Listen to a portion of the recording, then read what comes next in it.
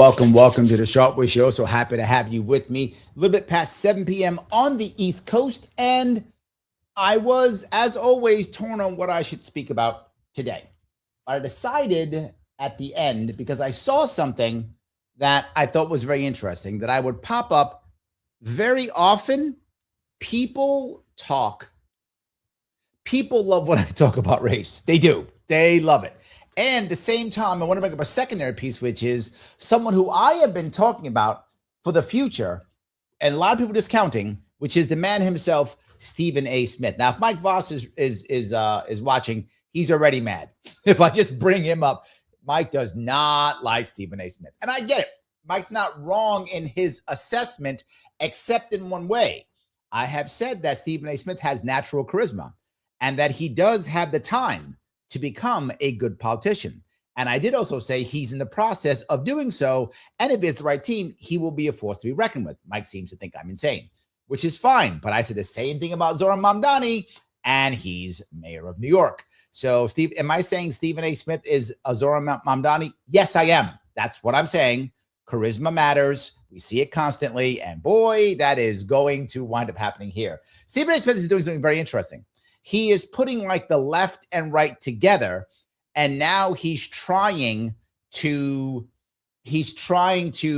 make himself the reasonable guy, and it's actually working right now very well. He's not there yet, but he is on his way to becoming a reasonable guy. Now, what does that mean? People will see him as the reasonable guy. Now, is he really? I don't actually know. I don't actually know what Stephen A. Smith's policies are. I actually don't know, but he is definitely making himself more of that guy who looks like he's more middle ground. But he did something interesting this time. He put together common left and right Black people to talk about something. And this time he talked about the idea of what's helping and what's harming the Black community. A very big, detailed issue. And some of you may like it, some of you won't. But I'm going to tell you, I'm going to attack both sides on this one because they're both full of shit. That's the reality. I'm going to attack the conservative and the progressive. They're both wrong because they don't understand what's happening in the Black community reality. They're both elitists, and they both think the other is an elitist. So yeah, you're going to see what's going on. I'm talking about, and I think some of you will enjoy some parts of it, and you will not enjoy other parts. But I think the most important thing is to be interesting. If you are in the Black community, I think you're going to connect a lot with this. If you're not, it may be something that'd be interesting for you. But can we fix the Black community? Yes, we can. Will I talk about it? Yes, I will. But you have to do something for me. Click that button known as Lima, India, Kilo, Echo. You must click it. It is important. If you don't, you hate Black people. So don't hate Black people. Click the like button, or you hate Black people. It's how I don't make the rule. I can make the rules. I am the temporary self-appointed emperor of Black people. So I've just deemed that if you don't click the like button, you hate Black people. So that's the rules. Just do it. Or you can instead share or repost. Also okay. Either of those, fine. And you then love Black people again. See how easy it is? I can do because I'm the emperor. I can do that and you'll be fine. So click it or share it. You're good. That's how that works. You can, of course, support the show by heading over to the link tree, the Sharpe Way. Many ways to support, but the easiest way to support is indeed clicking the button known as Lima, India, Kilo, Echo. So yes, that's kind of how that works. So yes. Okay. Where am I? Okay. Let me pop this in, and I think you will enjoy. Let me pop a couple of these in here if I can. This is his show, which again, for what he's doing, this is exactly what Stephen A. Smith should be starting with. He is on his way to, you're going to see in the coming year or years, he's got time. If he runs for something in 28 or 30 or 32, he's young enough. He's got time. He's going to find, you will watch him find his bearing. You will watch him find his bearing. So Mike says, no, I'm not connected with Stephen A. You're not his audience, Mike. He's not going to run as a Republican. He's a Democrat. He's not going to run as a Republican. He's going to run as a Democrat. You're never voting for him. He doesn't care what you think. He's not concerned. You're not his audience. His audience is Democrats. And can he pull them? Yes, he can. That's his audience. He doesn't care what you think. You're never going to vote for him. And he knows that. He does not care at all. So, yeah, Mike goes on to say, Stephen A. Smith is fine for ESPN, but miserable in politics. He's a blatant opportunist. Okay, first off, being an opportunist is what makes you good at politics. So I don't know why you would say that. That's literally what most politicians are. And he's not miserable in politics. You are incorrect. You will see him do it now. You watch. He's not at all. You just don't like him. And he doesn't care if you don't like him. You're not his audience. He's not concerned, Mike. He's totally fine if you don't like him. He's totally fine. Let me get right to it, because obviously, Darren, you're a liberal. And I want to say for the listeners out there, the viewers out there, we won't be talking about the Knicks because I pride myself in trying to be kind to my listeners because obviously, Darren, you're a liberal. Anton's unapologetically conservative. Both y'all have stated. They're true. The state of Black America right now in the United States, what would you say it is right now? I'll start with you, Darren.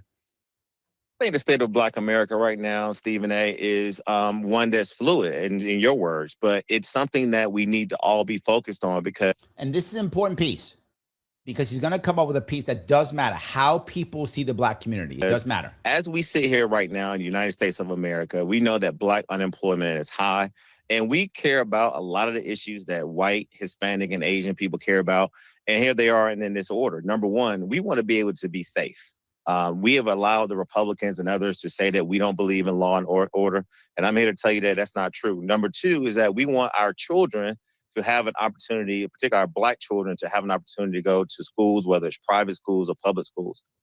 Everything he's saying is just normal Democratic talking points, right? Safety and gun control. Look, Theron's a savvy guy. He's no dummy.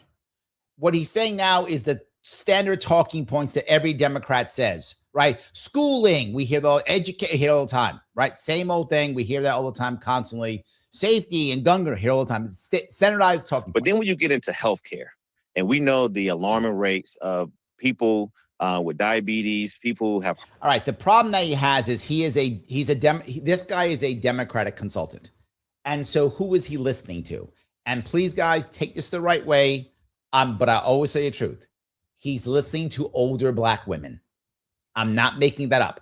That's the Democratic Party base. Older Black women. In fact, many Democratic consultants, when they're talking about who they're talking to, their target, if you ever heard that, they decide who's they're talking to. They're talking to a 50-year-old Black woman. That's who they're talking to. And from that, everything else goes around, right? And so he's a Democratic consultant. That's who he's talking to. Black men aren't going, you know what I care about? Health care. That's not a thing. That's not a thing. But older Black women, yes. So that's who he's talking to. You might be, if you're a Black person going, I don't care about that, because that's who he talks to. And that's what he knows. Heart conditions and even mental illness in Black people right now. Just studies have shown that young Black people right now are committing suicides at a higher rate than we've ever seen before. So I think the state of Black America right now is struggling. I think that some of us are prosperous, but some of us are actually not bringing enough people. Now, that's true. He's right. There is a division of Black community. This part is accurate. Like, he's not going to say everything wrong. He's going to put up his Democratic talking points, and he's going to say some things that are real. And this is true. There is a big difference. Along with us. And then lastly, I think that we have to make sure that for those of us that have been blessed to have an opportunity to have a good paying job, to have a family structure, there's a lot of folks out here, particularly kids. And this is the other problem that he's going to have, and he's going to be constant throughout the entire thing, is he acts like, this is the big problem we have in this. You're going to see it coming up. There's two dramatically different sides. Side one, every Black person who becomes successful is luck. Utterly not true, but that's how we are. I've been blessed to have this. It's not because of what he did or who you know. He's just blessed, right? And then Anton comes on, we're hard work. It's not, it's always a combination. But he is just saying, I've been blessed. Oh, it's just luck. It's a common thing, an opportunity to have jobs. In his mind, the government has to give you opportunity to have jobs. Depending on what zip code you're born in will determine your actual pathway to success. A lot of folks in Atlanta and places around the country are being born below the poverty line. And if you don't have that family structure in place, access to quality paying jobs and all. Access to quality paying jobs. He thinks it's government's job to do that. Also, healthcare. We as Black Americans, we got to do better. Darren, before I get to Anton, who do you hold most culpable for the state of affairs involving Black America at this point in time? I think it's a combination of a lot of different things, but it's a confluence. See, there's the issue, what he won't say. The second thing is, who's been in charge? Who has been in charge when it comes to government over the vast majority of Black Americans? Democratic Party. He's Democratic consultant. He can't say that. Now, he's wrong. It is absolutely true what I just said, but he can't say that. So he's going to be like, well, you know, it's a combination of blah, blah, blah, blah, blah. That's what he's going to say. The reality of it is the government leadership over the vast majority of Black Americans is the Democratic Party. That's an accurate statement. He will not say that. He will dodge that. He will go around. He will do whatever he can. Of the lack of leadership on the federal level, starting with President Trump. And then I Trump's think the second part of it is Trump. Remember, Black people were awesome until Trump became president. Then Black people had problems. Before that, Blacks were perfect. Then Trump came in and that's it. He literally said that. He just said, you know, it starts with Trump at top. So prior to Trump being president, everything was good. It was all good. You have to say that. This is why it drives me crazy that you have to do all those talking points. is that we've got to be more emboldened to hold the elected officials accountable. You can't just come in our communities and tell us things that we want to hear. We got to make sure that when we elect you, particularly Black women, who is the backbone of the Democratic Party. See, he admits that. Black women, the backbone of the Democratic Party, when we elect them. Yes, true. We got to make sure that we hold them accountable, and not just Democrats. We got to get into those rooms with Republicans too, and don't let them off the hook. So I think it's a confluence of a lack of leadership. What do you mean don't let them off the hook? Black people just vote Democratic. They never. Black people do not keep Democrats accountable. That's not a thing. That's not what they do. On a federal and state level. I don't think. I'm going to beat up Anton too. This guy's full of it, but Anton is also. But also making sure we hold our Black leaders more accountable to make sure that they deliver on what they promised us. Anton, when I would ask you the same question, what do you believe the state of Black America to be at this particular moment in time? Who do you hold most culpable for it? I'm not sure. Now, do you see how good Stephen A. Smith's doing it? He's doing very well. This is exactly what he should be doing. He is becoming that guy. He's learning talking points. Whoever is telling him to do this, whoever decided to put this up, with his idea or his team, exactly right. Exactly what he means by fluid. And I'm assuming that he defined that based off of the different parameters by which he spoke about the Black community. However, I think I agree with him, except for I would describe it as in shambles. Worse off than we've ever been, freer than we've ever been. And the fact that we're willing to blame Trump, although. Okay, see, he did the same talking points too. Worse off than we've ever been. Stop it. That's not true. That's not true. Utterly not true. That is not true. Now, but he goes up blaming Trump. Yes, of course they blame Trump. We've had decades of opportunities, Black cities. You look at some of the blackest cities in the United States of America. Memphis, for example, was in shambles and they needed Trump's help. And I think that there's a lack of accountability and victimhood. And as long as we continue to promote that it's somebody else's fault. You know, I was looking at Juneteenth in Chicago, right? And you had over 7 people killed and 36 people shot. And while we were focusing on whether or not Asians and white people, whether it's Carmelo Anthony or Cyrus Carmack, is responsible and if they should go to jail or not, in every city across America, especially where predominantly Black. This party's here's the good and the bad.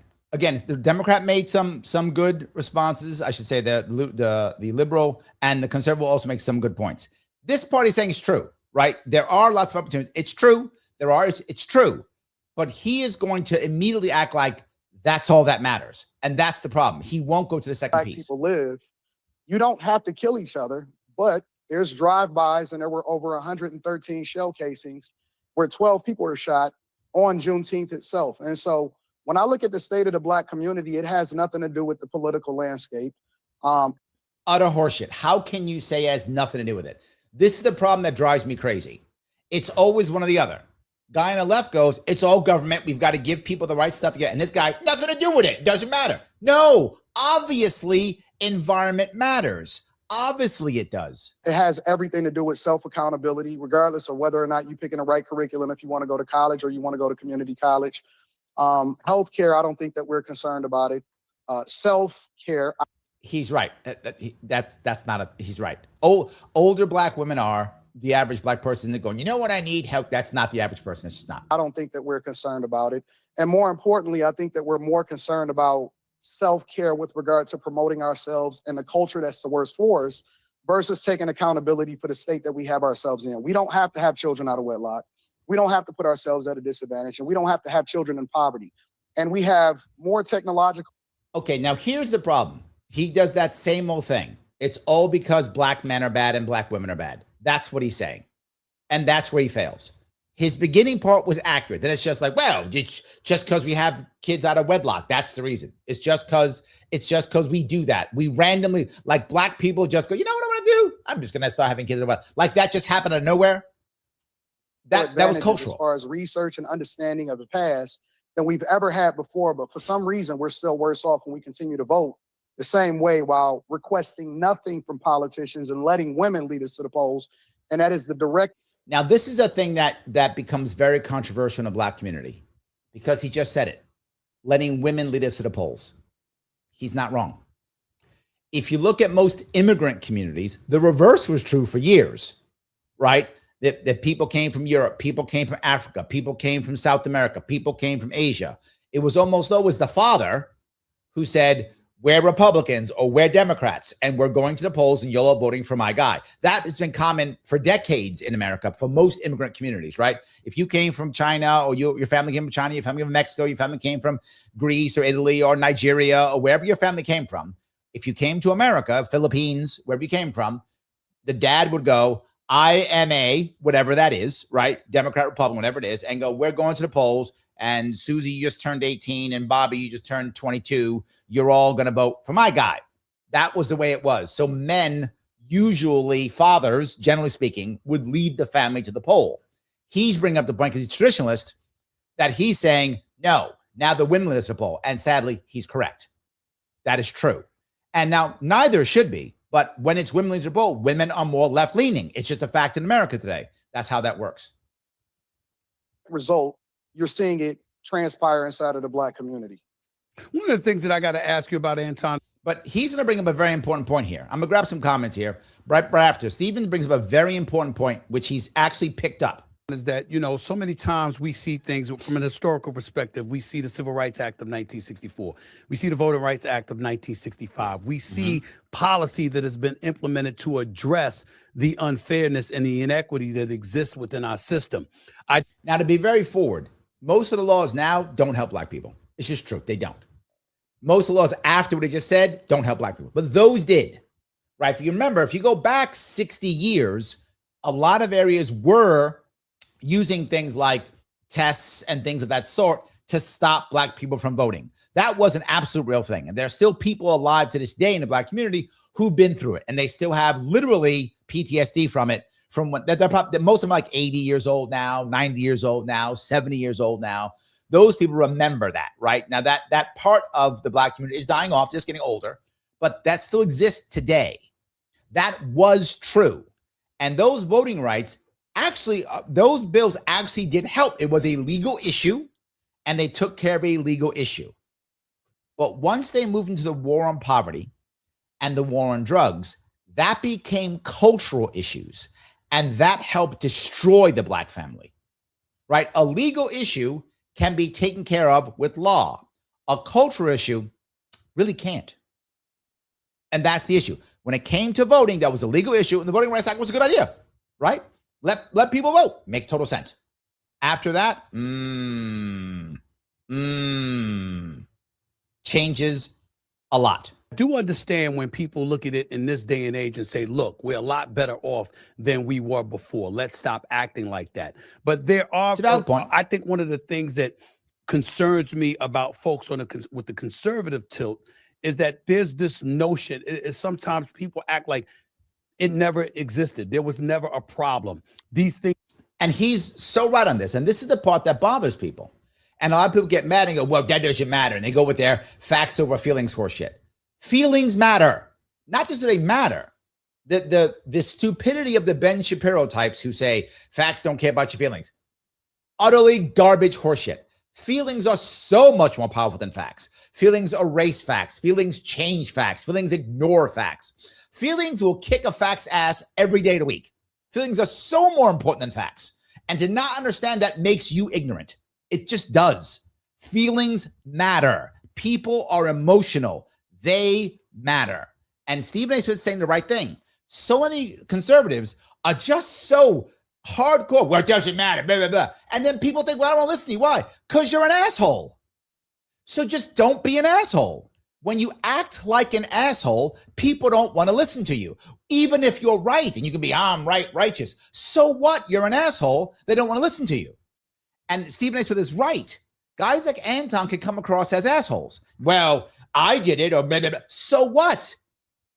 My grandma told me stories of a white guy with a gun not letting her dad vote. That scared the hell out of her, and she still has PTSD. Just be kind. Just don't be a jerk. And you see it happening again and again and again. Things never needed to be addressed. It's basically just about pulling yourself by your own bootstraps and going from there without really addressing the fact that the inequity that exists in our system, it's always been something that the Black community has had to battle against. And sometimes you hear conservatives talk and some of them sound like, yo, that's not true at all. What do you? Correct. And here he's right. And you might go, Larry, does it matter? Yes, it matters. It does matter. You can say, hey, I respect your grandma had problems. And then say, now it's time to take responsibility.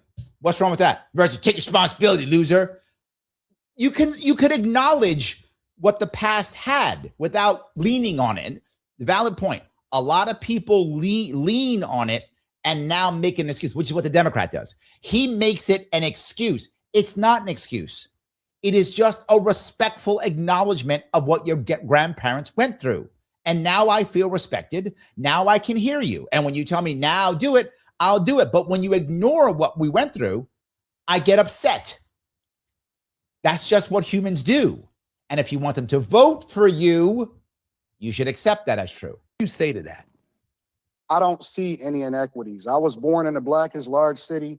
Now, this is the bullshit and why Anton's full of shit. This is the same stuff guys like Officer Tatum do. Same stuff. They just go, I don't see it because I. And then it's all their story and how awesome they are. Okay, great. You're awesome. I love that you're awesome. So what? It doesn't mean everybody else can be, should be, or will be. That's the problem. You don't have to be that way. You don't have to just go, I'm so great. So now everyone else has to? Everyone else is you? Great. So what? You know, me too. So what? And watch him just go on how great he is. In the United States of America, everybody knows that. Detroit, Michigan, still here, born and raised, contribute to my community. And there's just some very basic fundamentals that we lack that has nothing to do with the history of this country, right? We're in 2026 and there's people that come over here with absolutely nothing. There's Africans, right? Now, I'm going to cover the second bullshit argument he comes up with. Number one, do you know why Anton's so good? Anton had a father in his life. Anton went to private school. Oh, he won't tell you that shit, will he? Went to private school with a dad in his life. Well, yeah, you should do good. You should do well. Your dad paid for private school, was in your life your whole life. I never did. My dad was dead when I was 11. I didn't go to private school. Joined the Marine Corps when I was 17. I grew up in the Bronx. Don't tell me about how tough you are. Don't tell me that shit. And then next thing he does, he splits up the Black community. And he goes right away from freedmen and goes right to immigrants, guys from Nigeria. That's what he brings up. Another absolute bullshit argument.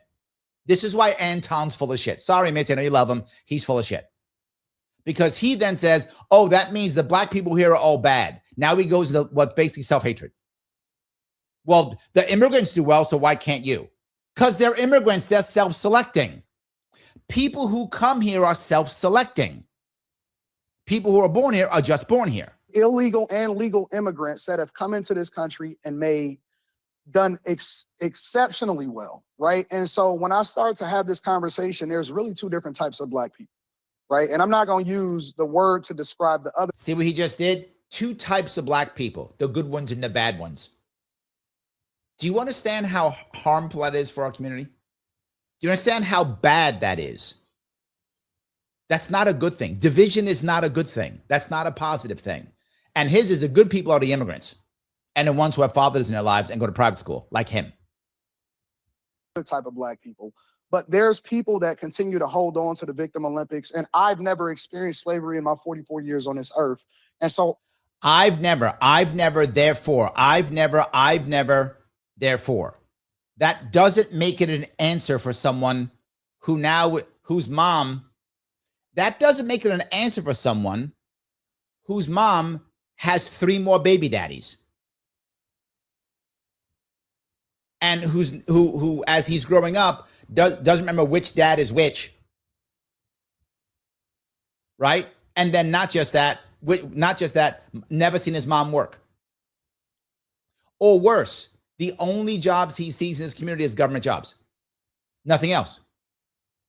And he looks around his community, that's what he sees. The expectation for my father was I had a greater calling for my life, and that's what I leaned into. I leaned into my religious beliefs. I leaned into my community. I leaned into my schoolwork. I leaned into taking accountability. I leaned into working hard, 16 hours a day, 7 days a week. And as long So his answer is work harder. Now, I'm not saying this isn't important. It is, but it's the same old thing. The Democrat has no answers either. Neither of them do. That's the problem. Why do you think the black community keeps falling apart? Neither side has any answers. The Democrat has no answer. His answer is, let's just give older white women government jobs. I'm not joking. That's his actual, and he's gonna tell you that. Let's just give older white women jobs. Older black women jobs. That's the Democratic answer. Government jobs, by the way. That's his answer. Nothing else, right? That's his answer. And the other guy's answer is bootstraps. You should all have fathers in your lives, and you should all go to private school. Just go to private school and have fathers in your lives. You'll be fine. It is terrible that these are the only answers. Who talks about answers for the black community? Oh, wait, I do. I talk about it. They don't. They don't, but they represent it in some way, shape, or form. Now, Stephen A. Smith being smart, in the middle. Let me grab some comments before we go any further. I know some of you are probably like, what's going on? Let me just give you some comments if I can. Your mayor says, live show for governor. Thank you. I do appreciate that. Absolutely. Mike Voss, a lot to say. The first problem, and maybe the biggest, is that there is a black America. The separation is the problem. Yes, you're not wrong. Most communities within America have been able to integrate. It's been very challenging for black community. And it wasn't because of the people, it's because of the government. Government has literally segregated black people. Again, if any of you care, you can watch my Juneteenth show from a couple years back. I explain in detail how government purposely divided black people up. Americans, as I say all the time, we are not naturally racist. That's a story that Democrats will tell you. It's not true. Humans are naturally tribal. That's 100% true, but not naturally racist. We can be tribal for many reasons, but government policy literally made us racist. I'm not even joking. You think I'm making it up? I do an entire show on it, and I bring receipts. So it's true. But then how do we get around it, Mike? It's been happening for years, and government still does it. Government hasn't stopped doing it. It still does it. Lorna says, Jesse Jackson's partly to blame for that, Mike. He was the first I remember saying African-American. I don't know if this Jackson was trying or not, but he was definitely a race hustler. That's for sure. He's definitely a race hustler. Or was, I'm sorry. Didn't he pass? Yeah, he definitely was. So yeah. All righty. Let me keep moving on if I can. Let me grab that one. We got that one. All right. Andrew, thank you so for the $100, my friend. Thank you. I appreciate it. I'm trying my best. Look, I'm touching topics. My team tells me, and they're right, that people like when I touch race issues. That a lot of people are afraid of it, won't do it, or will just take one side or the other. I don't have a problem. I don't make it a race show, but I will touch race issues. And when I saw this one, the addition of Stephen A. Smith, I had to do it because that was even the best. And this concept of of either side trying to act like they have the answers when neither does is the worst part. That neither side actually has the answers. The Republicans go bootstrap, Democrats go government jobs. These are not the answers. The answers are, to Mike's point, integration, voluntary integration, and ownership mindset. That's the actual answers. And it's not just by yelling at them. You can create policies that assist this. You can do so. I talk about them all the time. Co-ops are a wonderful idea of that. Co-ops are one of the best ways of getting the Black community to begin to understand ownership more than anything else. Rent to own, another plan to get the Black community to get back into ownership mindset. Absolutely true. If you go before the horrible government policies against Black people after World War II, most of the Black community was trying to have ownership. You find it many where most of the Black community had ownership. Those days began to go away. And then once the Great Society, the horrible war on poverty that just devastated the Black community, why bother have ownership when the government can be your sugar daddy? Why have a husband when the government can be your husband? There's a joke now. It's happening more to the white community too now. But again, everything that goes to the Black community eventually goes to the white community. The government made sure that it would be totally fine for women of color, Hispanic and Black, but heavily Black women to have the government as their husband. That was completely fine. Now white women do it too, right? So just it began to move. It always goes to the entire country. Whatever you put on one group will eventually go to everybody. And so yes, and that was one of the reasons why. I don't need a husband and a house. I got the government. And that began to happen heavily in the 70s, still kept going. And now white women are doing it too. Like, oh, you doing it? Me too. Let's all do it. And so, yeah, it's a big problem. It's not the right answer. So, all right, thank you for that. Let me keep moving if I can.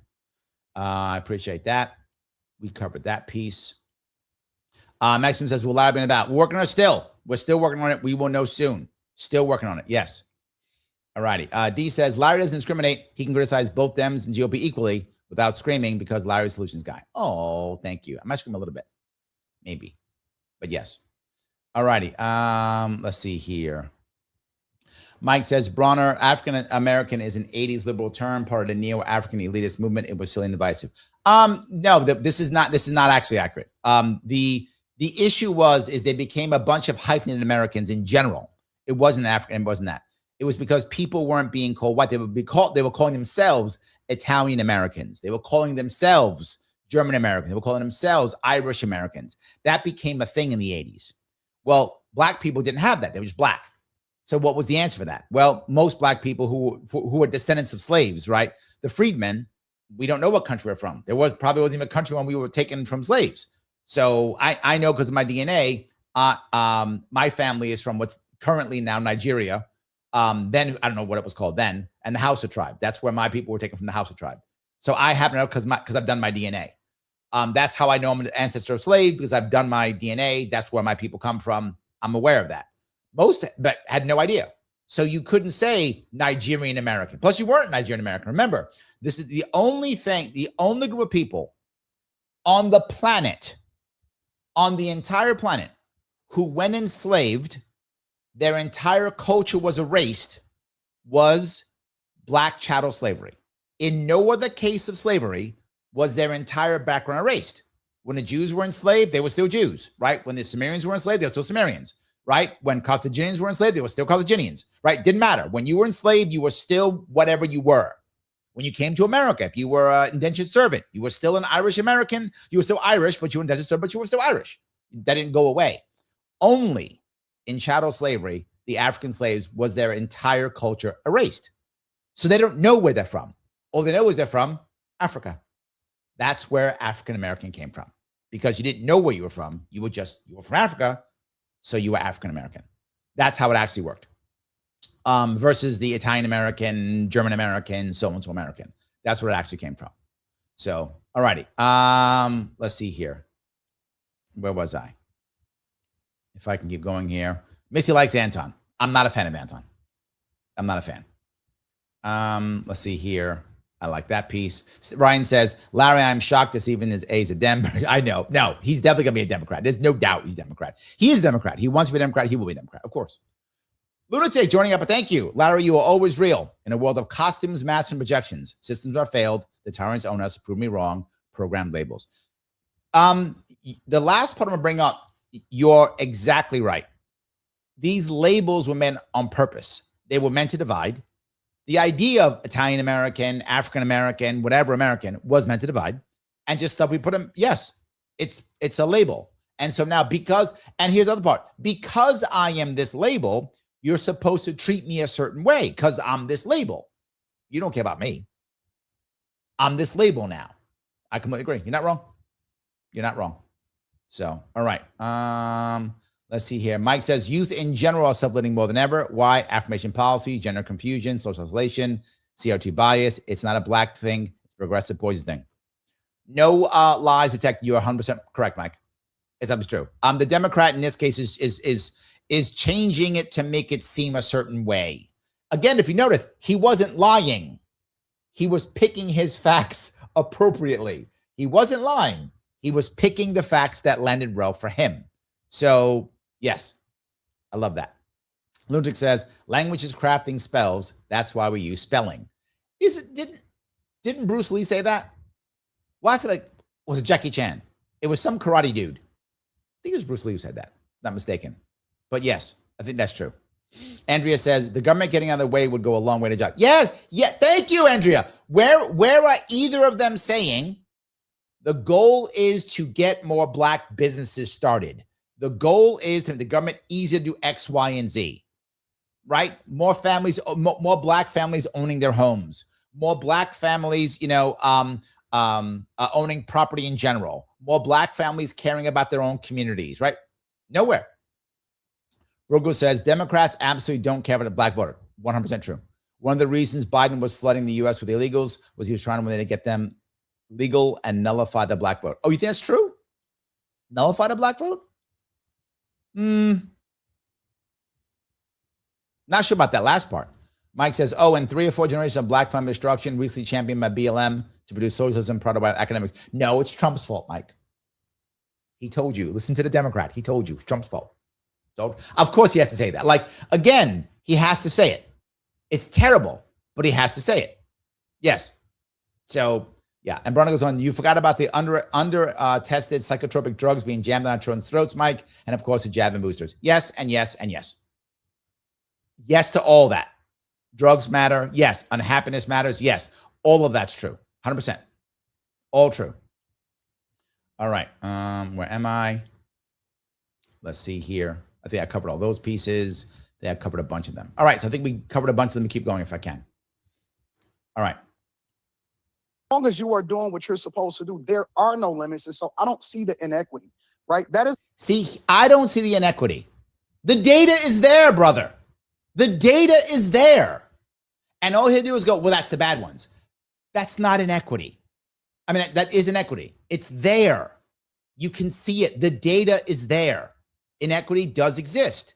Now, this is my point about why Stephen A. Smith said it. He just dismissed it. Right? Usually that's usually a Democrat thing. Democrats tend to dismiss, Republicans tend to distract, right? Which he did. What about this issue? Well, I didn't. Well, no one asked about you. They asked about the system itself and many black families. He goes, well, me. We didn't ask about you. You're clearly successful. Good. I'm not mad at you. Good for you. But that's not what he asked about. It's a word that is used in order to make an excuse for why you're not doing what you're supposed to do. We don't have any. So just do what you're supposed to do and everything's fine. Insanely stupid. Insanely stupid. Excuse for why we go into prison. We don't have any excuse for why we continue to commit crimes. And we don't have any excuse for why we continue to not enroll in. So again, what he's saying is we don't have any excuse for why we commit crimes. We don't have any excuse as to why we go to jail. So what he's saying is black people are just bad. I'm not making that up. That's what he's saying. Black people are just bad. There's no excuse. The 100,000 cops that Bill Clinton and Joe Biden put into black neighborhoods, that's not an excuse. Literally doubling the amount of interactions with police that black kids will have versus white kids. Again, government, right? So I put 100,000 extra cops into black neighborhoods. Then I make laws that if you have crack, you go to jail 5 times longer than if you have cocaine, knowing that more black people have crack and compared to white people who have cocaine, knowing that statistically judges put more time on black convicts than white convicts, knowing all of that, putting them into those neighborhoods for at least 8 years, if not more, no excuse. No excuse. Now, again, I'm not saying anyone's racist. I'm being very clear. I don't think that the average person in America is more or less racist because of that. Not because of that. but you just made a systemic issue. You literally put 100,000 more cops into black neighborhoods than white neighborhoods. And worse, you said after the first 2 years, I'm not going to fund it anymore. So find a reason to keep them around. You set up an environment for cops to hammer black communities, so they hammered black communities. That's not systemic. There's no excuse for that. He didn't watch that happen. I did. Curriculums that's going to pay us the most money. Every time you go into a college campus, everybody is in business, marketing, and communication. Okay. Now you say that. Who is the one? What sets up those public schools? He didn't go to public school. He went to private school. Government sets the public schools up and makes it that bad. This is why the Democrat has no answer either, because his answer is keep the same garbage. Yes, the system is garbage. He went to private school. He didn't worry about that. Nobody is going in any STEM fields. And every time I see a woman go into anything school related, it's always to be a nurse. I don't understand. A nurse or psychology. I really genuinely don't understand. We're the most educated, we're the most enrolled, not even the most educated. We're the most enrolled, but we're the most in debt. And so we have insight and information. He says, I don't understand it. How can you're supposed to be Mr. Smart Guy. You got the Millionaire Morning Show. You don't understand that? I think you do. You don't want to hear it. Lunatic, thank you for the $10. Abolish the program labels and the program stereotypes. The 80s babies were programmed with slogans, knowledge is power, give peace a chance, that I am superior by category. You're not wrong. Literally, you're not wrong. The stereotypes aren't helping. And again, I just hammered a Democrat. I'm hammering Republican. Neither of them have answers. Both of them are trying to push their own agenda, and neither of them is going to help a black person, period. They're not. Information on how we can make better decisions, but we lack the discipline and we lack the wherewithal to actually make those decisions and be conscious enough to see it through.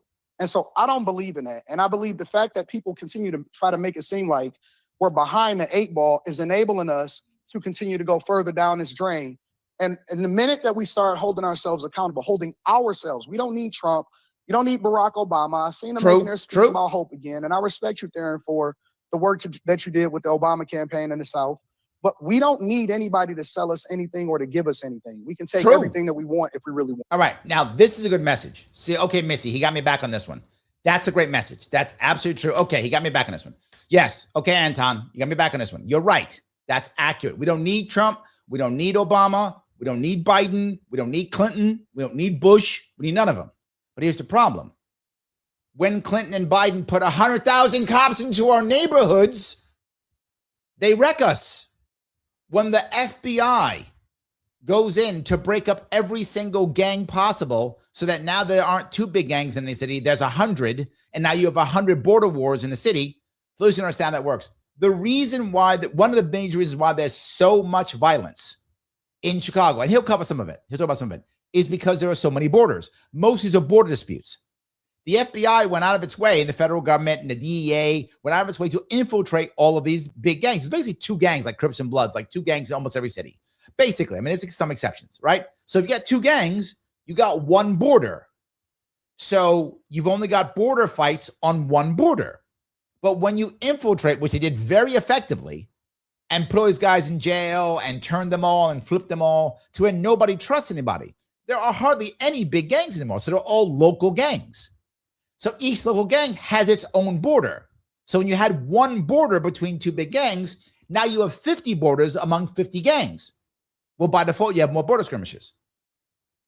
There's more violence because less trust. It's that simple. How do you enforce your contracts? It's black market. Black market, you enforce your contracts via violence. That's how it works. I'm making this up. It's constantly that way. So yes. Brogo says, that's why I don't listen to these Democratic black women. Their heads have been pumped by the Democratic Party, talking about their backbone of the party, and they will lead you off a cliff. You're not wrong. I've seen them more than once. You're not wrong. Theron, I mean, listen, you served as a regional political director for Barack Obama's 2008 presidential campaign. Obviously, you were a senior advisor to former Atlanta Mayor Kasim Reed and helped shape policy and political strategy during Reed's administration. You hear Anton say what he just said, break down what he just break down. Mm-hmm. Give your initial reaction to all of that. How do you feel about it? Now, see, Theron is, in theory right now, should be able, he can't, but he should be able to go, oh, let me tell you where he's falling down. Let me tell you how the Democratic Party can give you an answer for the black people. Yeah, he can't. But he should be able to. What he just said. I think what you just heard from Anton is a sort of a certain demographic, a certain population of black people in this country. I mean, what you heard there, Stephen A., is much like my story. He's born in Detroit. I was born in Atlanta. So now he's about how cool he is. What about the answer? Yeah, and this is the other problem. They're both the same. Both of them are elitists. I'm not joking. They look at the world differently, but they're both elitists. They've made it. So, oh well, black people, Democrat, I'll give you crumbs. Republican, bootstraps. That's their response. That's their response. It's not, wait a minute, I have massive housing projects that I could shift to rent to own. I have massive housing projects that I could actually make to where when they start to gentrify, black families could gain from it. No, I'm not doing any of that, which I've been talking about forever. You could do, no, I'm not doing that. Instead, if I'm on the left, here's your crumbs. On the right, take a hike, bootstraps. Join a church. That's the answers. Both give people nothing. Nothing. So, Lil J, thank you for $2. Sell RFK to Queen citizens and another. Yes. How about gain ownership in that? To be clear, to citizens, to the individual people. How about that? Then they have to actually take care of their own bridge. Talk about it. Figure it out. Where are you going to spend the money? All of a sudden, black community goes, damn, we can make money on that bridge? Yes. What are you going to do about it? What are you going to do about it now? Now you can make money on that bridge. We're not breaking that bridge. We're not messing it up. No, we ain't burning nothing down. We're keeping it. Never forget what that. I forgot her name. I got to remember her name. That woman said during the BLM riots, when she was outside and one of the reporters said to her, I forgot her name, damn it. I should remember her name. And they said, why are you burning this all down? And she said, we don't own this shit. She was right. Well, let's make policies where they own this shit and then they'll stop doing it. And then Anton can be right and Theron can be right. But with the current system, they're both wrong. I grew up in Athens. I had a mother who never finished high school, didn't meet my father until later on in life after I graduated from college. But I had a structure around me where my mom understood the importance of education. Education means almost shit now because education is garbage. Why? Because he runs it. The Democrats have wrecked them education.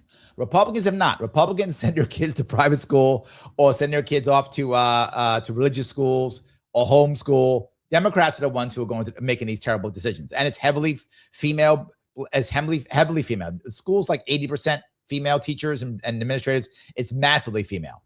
Yeah, no, you feminize school. School is garbage. This is not true anymore. I keep going back to this. That's not the answer.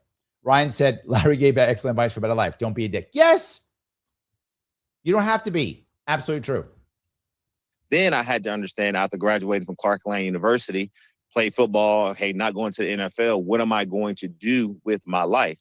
And so I think the one thing that I would tell Anton that I know that he was a direct recipient of is that there were some black people, maybe some white people, Asian, Hispanic folks that took a time to really invest in him, right? And Correct. So I think that, we have a... Now, here's the problem, though. While he's right, he's not giving Anton any credit. This is what the Democrats always do. Well, he was just lucky. Well, no. Anton also busted his ass. So did he have advantages? Yes, he's got a dad in his life and he went to private school. Big advantage. Doesn't mean he's just lucky. There are people who have dads in their lives who go to private school and suck and fail and do nothing. So both are true, right? But he can't. He has to just go, oh, no, he's just lucky. So Brogo says, Anton saying that there are people that come to this country with nothing in their pockets and they make it. It's absolute bullshit. The government absolutely is giving them some money. True also. Also accurate. Yes. And loans. Yes. 100%. Mike says the division already exists. True. Reinforced by the same Dems that created Jim Crow. True. But we need to stop uplifting dependence on government. That does involve some harsh reality. You're not wrong, Mike. But just yelling at somebody isn't the answer. You're not wrong. You're correct. But if I just go, Mike, bootstraps, I'm just an asshole. Versus going, hey, Mike, how can we do X? How can we do Y? Can we make something work? Way different. And most of these people who are yapping away on the right just go, I did it. Why didn't you? That's not the answer. Ryan says, I'm only an asshole to partisan goofs on X. Not a bad idea. Yes. Adirang says, geez, Larry, you make it sound like one black man is speaking for all black men. True, except for me. I do, but no one else does. So just to be clear, I'm the self-appointed temporary emperor of black people. I've just decided that I am. It's myself. That's who I am. So, yes. All righty. Let's see. Adirang said, goes on to say, AOC debunked the bootstrap theory. She tried it and tripped every time. Well, yeah. Yes. Robert says, why am I saying Anton Daniels? A serious question. Anyone takes that man seriously for anything? No. He does have some. He's also very popular. So that does matter. Yes. C22 says, immigrants are not anomalous. Some communities do better than others. Yes, but as a whole, and particularly in the black community. And again, this is for the black community in a specific case. Immigrants do far better than native born black people. That's just, it's a fact. It's true.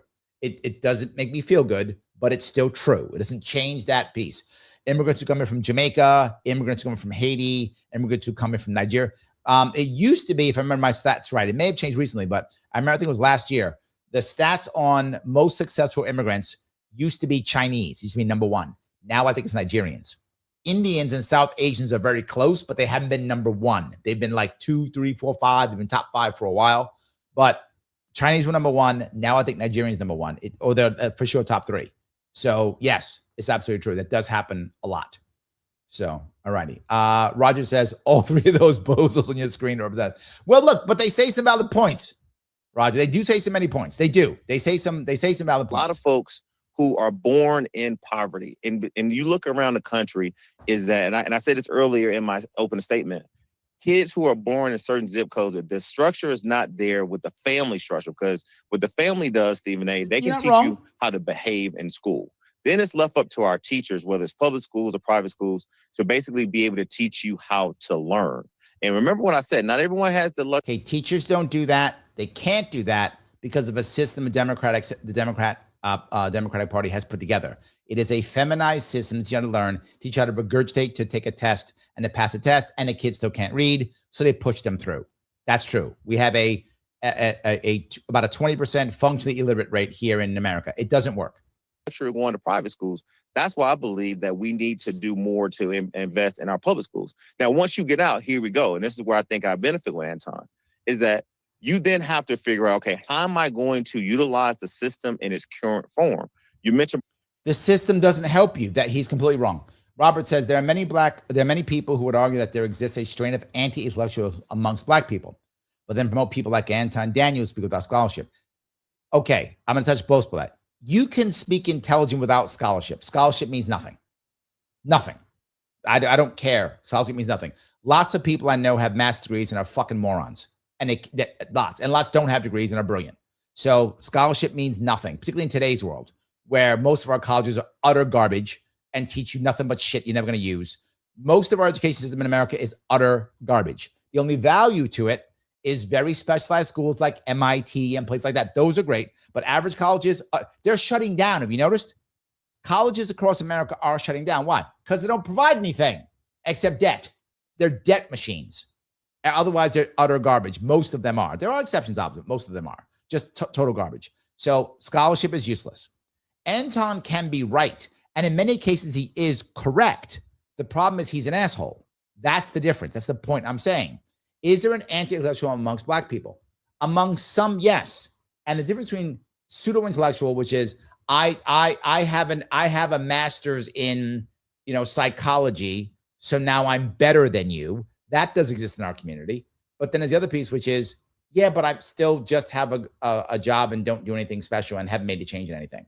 And I still have 3 baby daddies or 3 baby mamas or whatever the case may be. So I think there's a strain of, can you get paid? If your intellectualism doesn't get you money, then it's useless. I think there's some of that in the black community, getting paid. I think that's part of it too. I would agree with that. So yes. Ronna says, I don't think I'll ever use the term African-American. I think even before I realized it from a philosophical perspective, it just seemed like a way to divide us after we spent so many. Yeah, look, I personally don't care. I mean, I grew up black. My father was born in the 30s. He was very happy to be called Negro. Grew up in the 30s. Very happy to be called Negro. In fact, many of the leaders in the 60s, black leaders, were happy to be called Negro. They were happy with that. I grew up being called black. I'm fine with black. I don't care if you call me African American. I don't care. Doesn't matter to me at all. Andrew says, I hope to meet Larry in one of the boroughs or Nassau before year's end. I hope so too. I hope so too. Yes. Roger says, make the MTA a consumer cooperative. I'm okay with that too. Right? I'm okay. I'm with that. Yeah, the whole idea. Yes. I'm okay with that too. Brandon says, yo, Larry, you and Gary Johnson, the best. Oh, thank you. I appreciate that. Yes, I do appreciate that. Yeah. It probably existed, but I just don't remember hearing Irish American, German American, etc. until after African American. It was reversed. That came before African American. That did come, and that was the reasons for it. So yes. Roger says, too many black immigrants crashing our party, changing and sabotaging our agenda. So that's why we went back to our legal name, American Freedmen, to delineate our interests don't align with theirs. Often true, Roger. Often true. Barack Obama, you mentioned Kasim Reed. We got Andre Dickens, Keisha Lance Bottoms, all these people, the late, great Congressman John Lewis, Stephen A. These are all people who I work for and I'm very close to. The difference is that with having someone that was black in these positions of power, it gave them a level of understanding when they were in the room and decisions were being made about jobs, education. And everything he's saying right now is typical Democratic bullshit talking points. The idea that it matters seeing a guy up there in charge, blah, blah. No, it doesn't.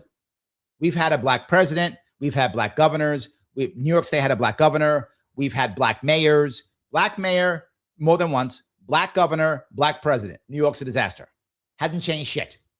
Right now, I think both who our leader in the Senate and our leader in the Assembly in New York State, black. So what? Our the Democratic leadership, Democratic Party, black. And it still sucks. This is horseshit. This idea of I have to see the person. No, they're elitists.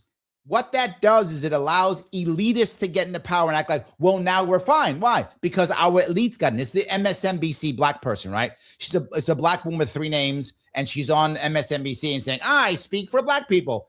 You went to Harvard. You don't speak for black people. You went to Harvard. And your parents probably went to Yale. What are you talking about? This is garbage. This is why socialism grows with the Democratic Party, because these champagne Democrats act like I represent black. No, you don't. No, you don't.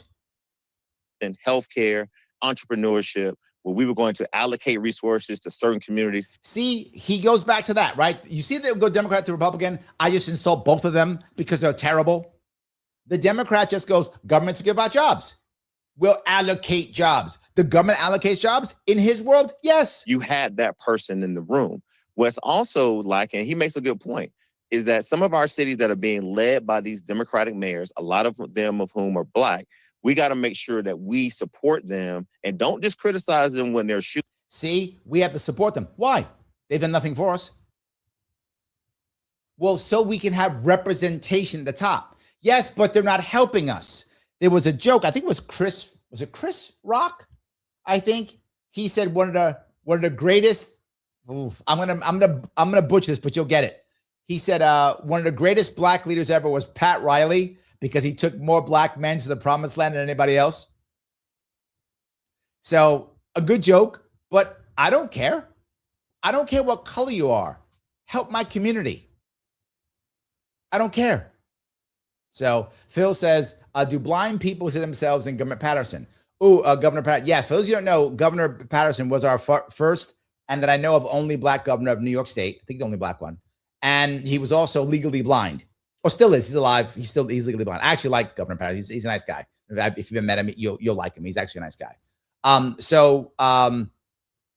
it was the comedian. It was Larry Wilkinson, I think, is the comedian who said, no blind people. He's ours. We claim him. So yes, blind people did not get it. The comedians took him as a black governor before they took him as a blind governor. So sorry. And they won't see themselves in him. They might feel themselves, but they won't see themselves because they're blind. Thank you for the joke. I do appreciate it. So yes. Roger says, Mom Donnie has us concerned because although he has black people in his admin, there are no freedmen in his app. Oh, I didn't know that. Roger, that is news to me. I was unaware of that. So freedmen interests will be put on the back burner, ignore what immigrants get for 400. That's a common issue. Yeah.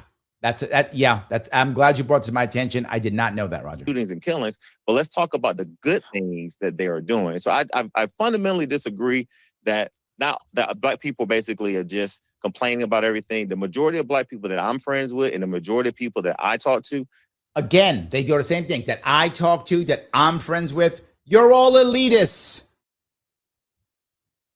You're all elitists.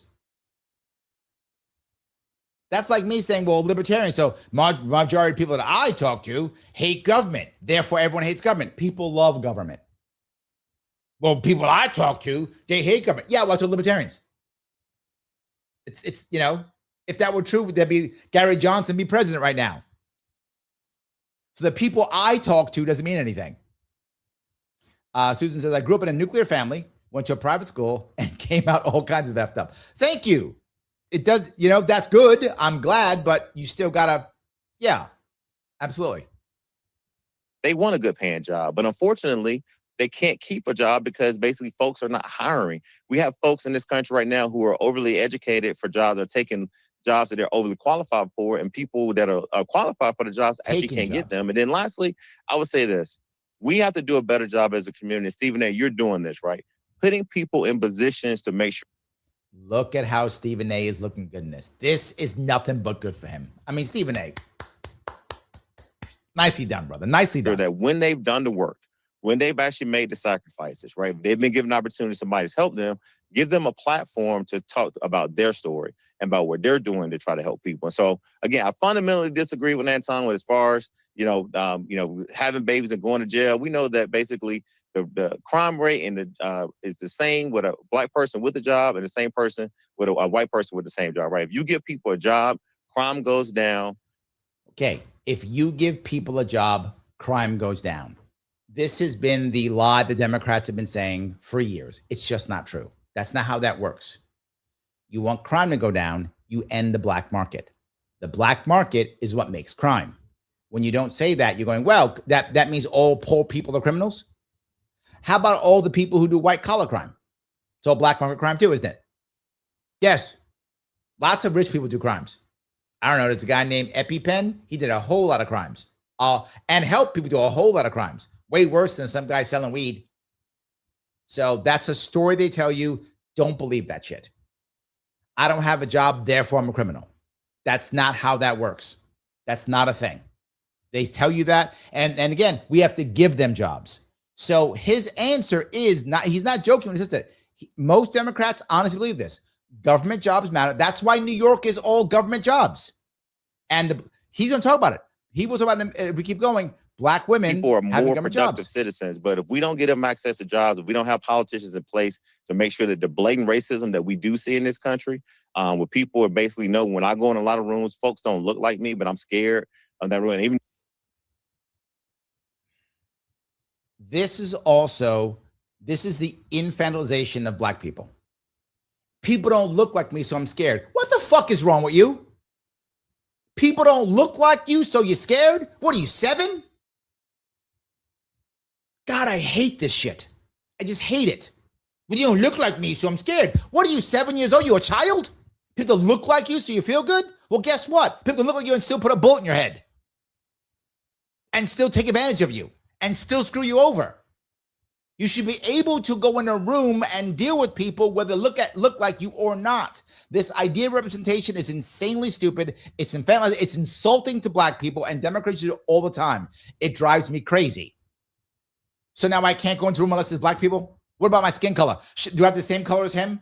Darker, lighter? Like a skater if they're lighter or scared if they're darker? Is that what it is? Stop that shit. It's stupid. Stop it. If instead you have your own ownership and power and leverage, you don't care what the people look like because you have your own power and leverage. That's what the world works on, leverage.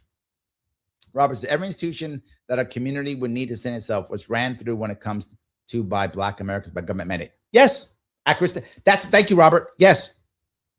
And I've gone through this in my videos before. Government trashed the Black community purposefully. Nixon said it like it's in his tapes. He was trying to harm the Black community.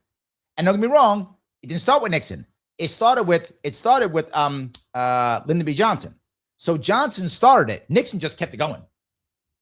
Absolutely happened. This is a Republican Democrat thing together. They were like, great. You are totally correct. And for those of you who say, well, everyone's had problems. There was no systemic issue to destroy the Jewish community in America. Other countries, yes, not in America. There was no systemic government to destroy the Irish or destroy the Italians. Not government systemic. There were local communities who didn't like Irish or didn't like Italians. That's true, 100%. Didn't like Jews, totally true. But there was no systemic government mandate that went to destroy any other group except Black people. That is 100% true. Robert is correct. So there was systemic issues. You should acknowledge it. So Mike says, love how Smith just pushed the authority bias to increase Dems' credibility as he sought to counter obvious Dem policy failures. A deceitful trick. See, you keep saying deceitful and bad trick. Savvy, dude. I'm telling you, this stuff works. I know you don't like them. I know you don't. And I'm not saying you should. But this is going to work. This is working very well. This is working very well. Mike says, government also solves counter with violence. Yes, true, but not street violence. I should be clear. Thank you for that, Mike. You're correct. I mean street violence. I'm sorry. Government does it too, just street violence. So, yes. All righty. I think we did that one already. Good. Okay. Keep going. Sometimes I'm more educated and more experienced. We got to make sure that we hold those folks accountable. So I think that's the difference between that. And as I've been very blessed to be in positions, I'm always, Stephen A. and Anton, trying to figure out how do I help the young Black brothers and the young Black sisters who are trying to actually make. I do want to piece it up. I do think this guy may believe it. In other words, he may not be a bad guy. He may just be wrong.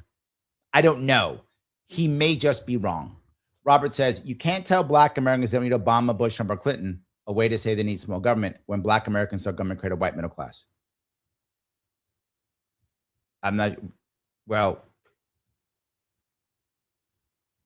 Yeah, but the middle class that was created in the 40s, 50s, and 60s. Obama, Bush, Trump couldn't do any of that. That was all because of post-World War II policies. So none of them did that. Since the war on poverty, every president has gone out of their way to either ignore or crush the Black community by either maintaining or doubling down on the war on poverty and the war on drugs. Those should have ended. Carter should have ended them. Reagan doubled down on the war on drugs. Clinton doubled down on the war on drugs. Bush doubled down on the war on poverty. He doubled down No Child Left Behind. They all just kept either ignoring or doubling down on, right? All of them did. Obama didn't change shit. He added Obamacare, which made things even worse. Trump didn't do anything. He didn't care. Neither did Biden. They just let it go. Trump hasn't stopped the war on drugs. Neither has Biden. They haven't stopped the war on poverty. Neither has Biden. Neither one did. So they don't. What the white middle class was built in the 40s, 50s, and 60s. It's been the white middle class. Again, everything you do to Black people comes to white people. It comes to them too. The white middle class is being destroyed also.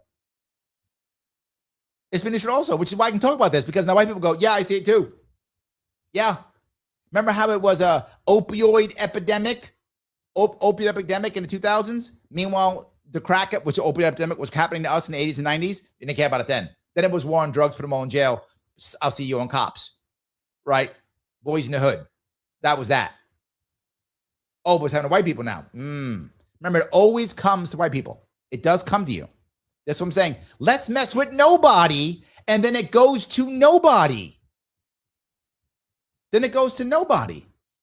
Lunatic said, thank you for $10. Robert, just made me think of the scene in I'm Gonna Get You. Yes, I'm Gonna Get You, Sucker was a Wayans Brothers movie from what, about 20 years ago, 25 years ago, give or take? Yes, and it was basically a parody on blaxploitation films. So yes, when we went to take the government building over, but they were hiring that day. Yes, that's right. Wayne caught that message, more programming. Yes, they were hiring. So yeah, that's it. Exactly right. Absolutely true. All right. Keep going. Away and make sure that they thrive in their communities. Can I respond to that really quickly? I was getting ready to say, I saw you shaking your head. Feel free to comment. Go ahead. For every Andre Dickens, you have a Lori Lightfoot and Brandon Johnson over in Chicago. You have a Now, this is one of the best points Anton makes. He says, you care, and he's 100% correct in this. I guess I'm back on Anton's side on this one. He's 100% correct. He says, you care about these black people being in charge. What about the ones who are in charge who are terrible and absolutely suck and are wrecking everything? Anton is 100% correct in this, and he lights up there, and he has no answer for it. Karen Bass, who is completely incompetent, right? 100% As a true. person that is born and raised in Detroit, what I've seen is a predominantly black city that was ran by black people, black politicians, whether you're talking about the mayor and the city council, you're talking about.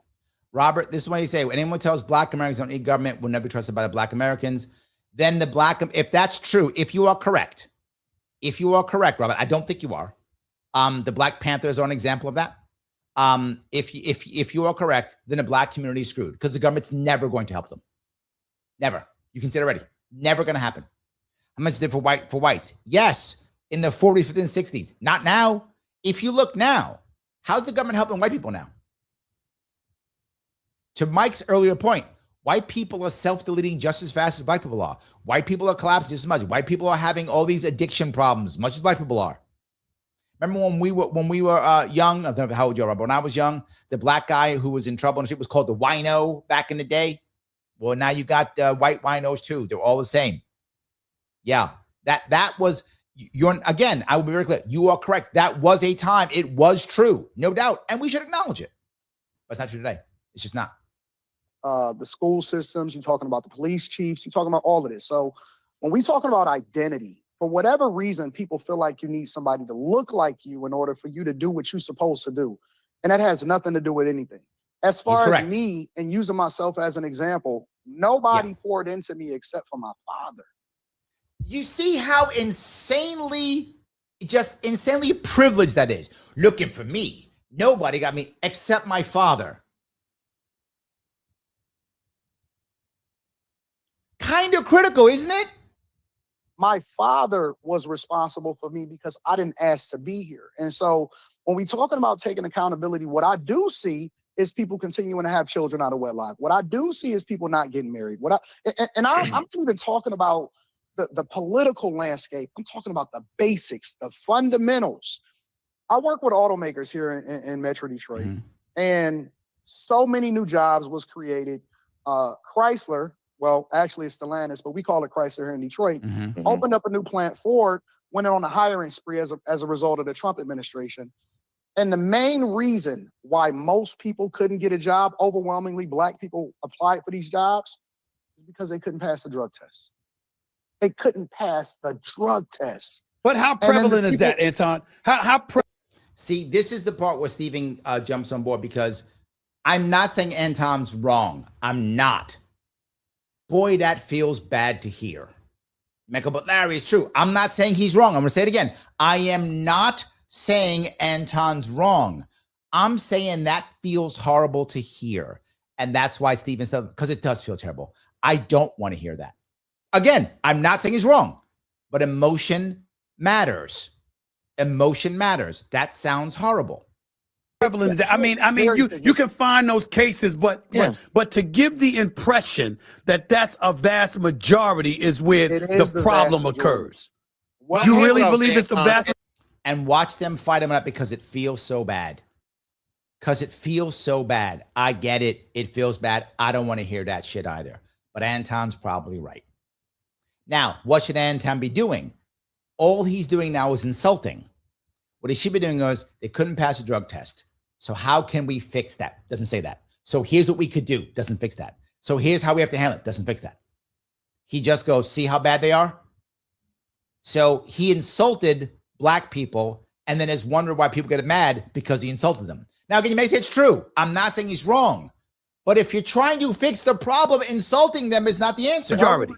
Of applicants that actually got hired or was on the verge of getting hired couldn't pass the drug test in order to get into the plant. But Anton, let's go back to Detroit real quick. I know your mayor very well, Mary Sheffield. I actually supported her in Atlanta. Stephen A., she came. Hold on. Robert says, to Larry's response about intellectualism, you can't say intellectualism is rife among black Americans and then say institutions are. I can say both. Of course I can. And the issue is the institutions weren't always trash, right? And these GC, I'm a bit older. They're looking at, what they went through.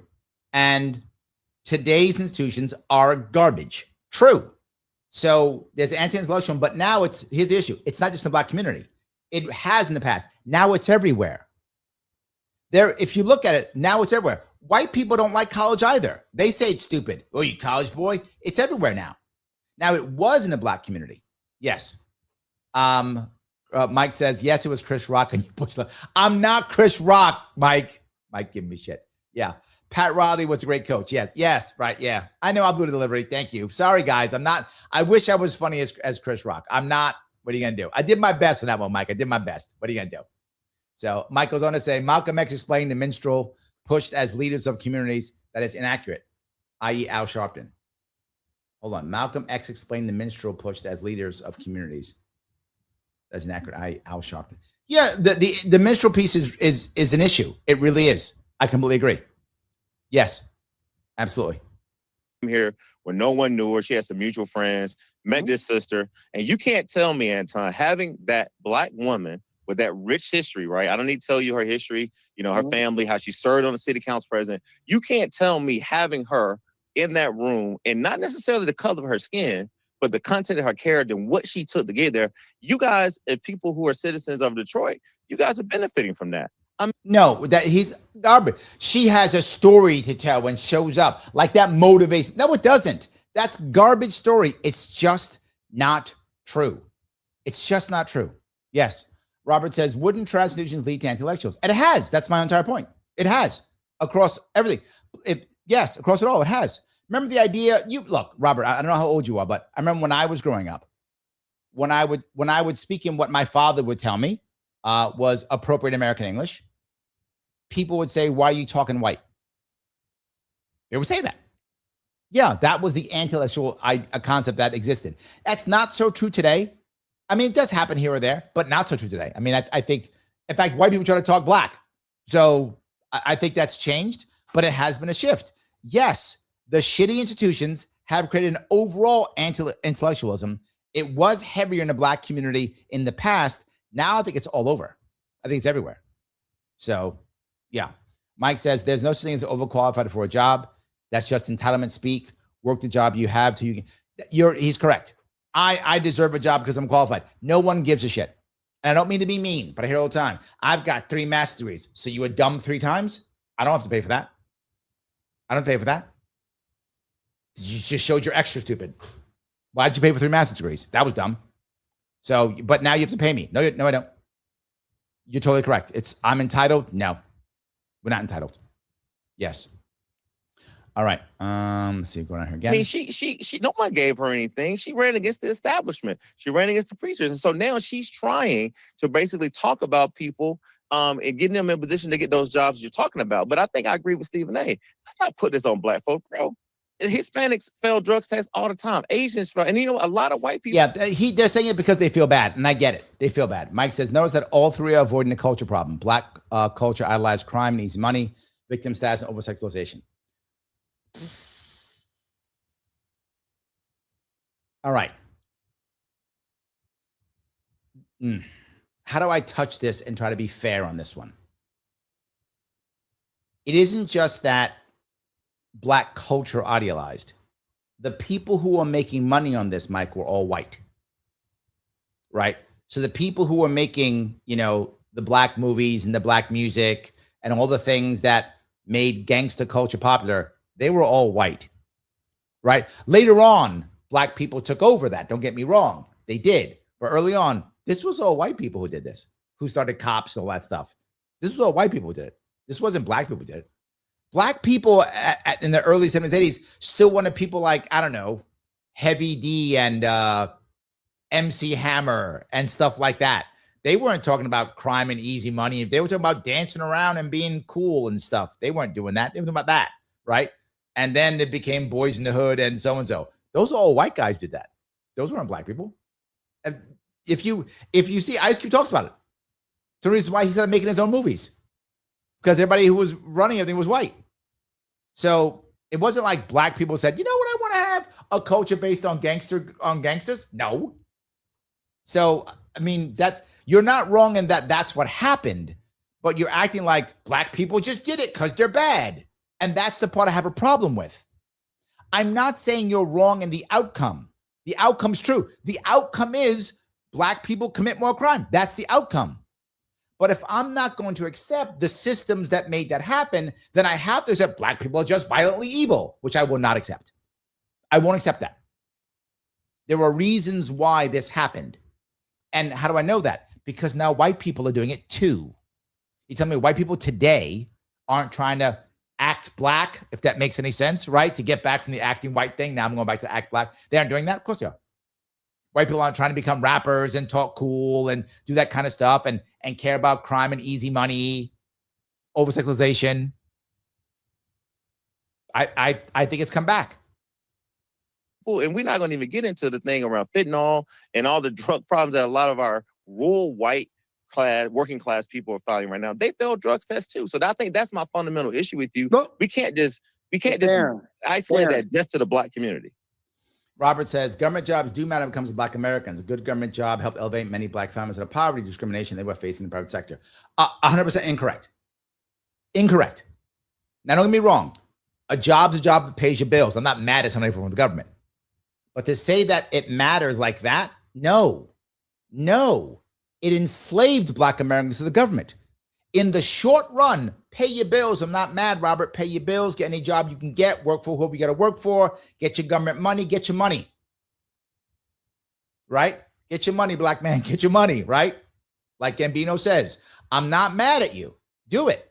But in the long run, government jobs hurt black families because that's all they were getting.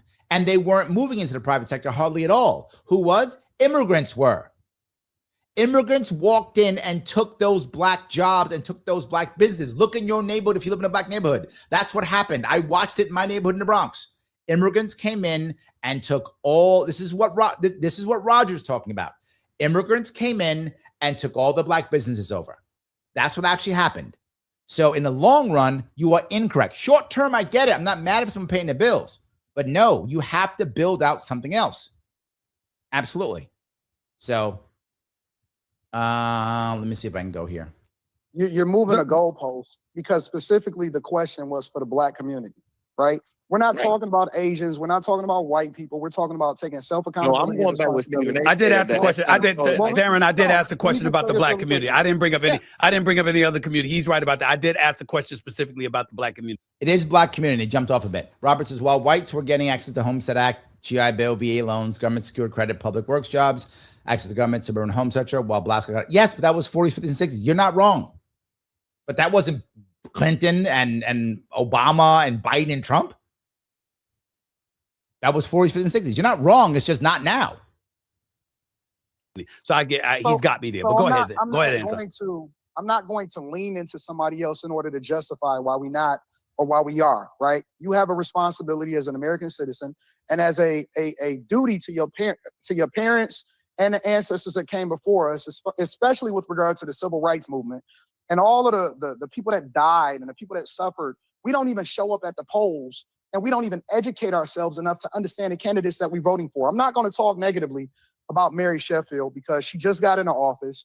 Right. And I think that we should give her some grace and some opportunity to really. I think that's true. Anton's right. When people just get in, you should give them some grace. He's correct in that one. But the others, they've been in charge. Show herself. And so even though I am a Republican, I do believe in supporting whoever is in office, regardless of whether you're a Democrat or a Republican. But you can go further back.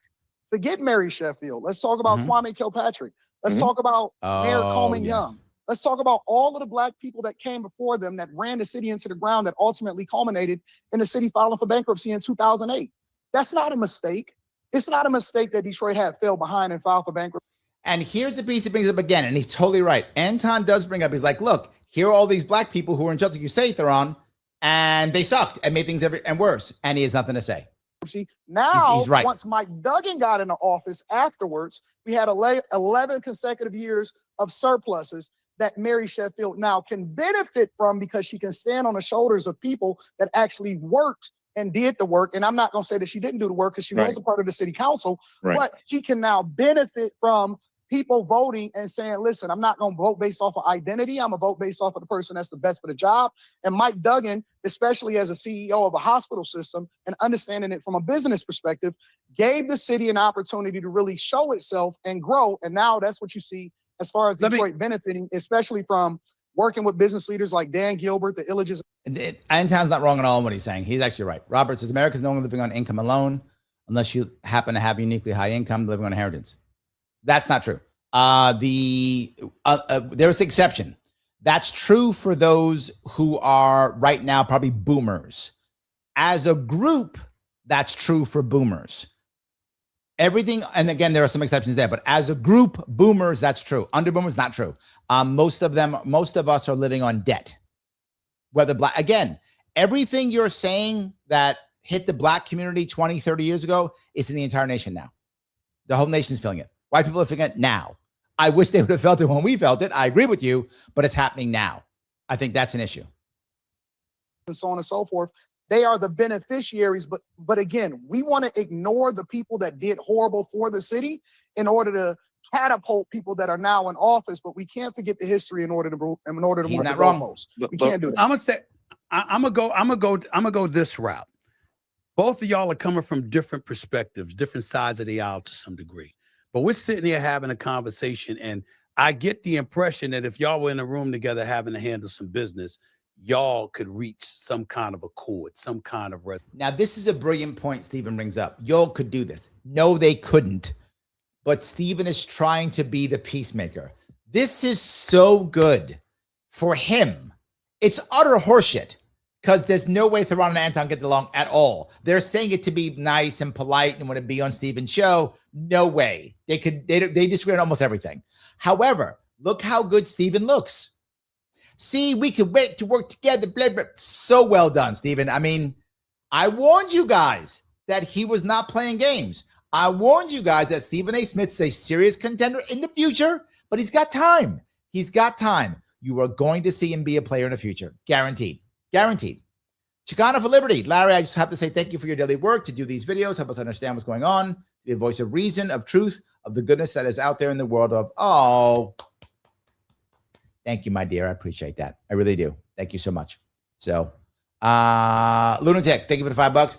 Any argument that involves central systems, I want to create slapstick comedy with these individuals like Larry, Coley, and Mo.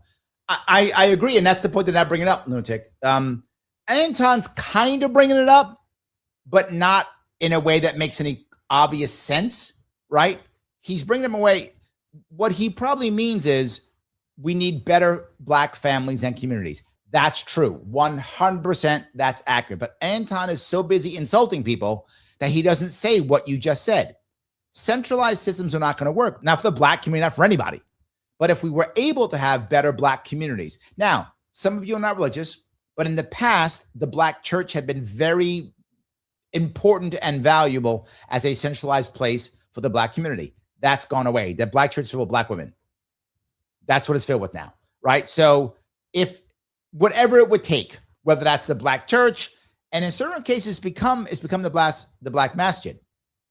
That has happened too. It's happened in certain areas where so many people have become Muslims, Nation of Islam, what the case may be. So if religion can do it, I'm not mad at it. You find your hope in whatever will bring your community together. But it doesn't have to be that. It could be anything. It could be businesses. It could be Chamber of Commerce. It could be whatever. But I think that's the key. They're just not doing it. I don't hear Anton saying that.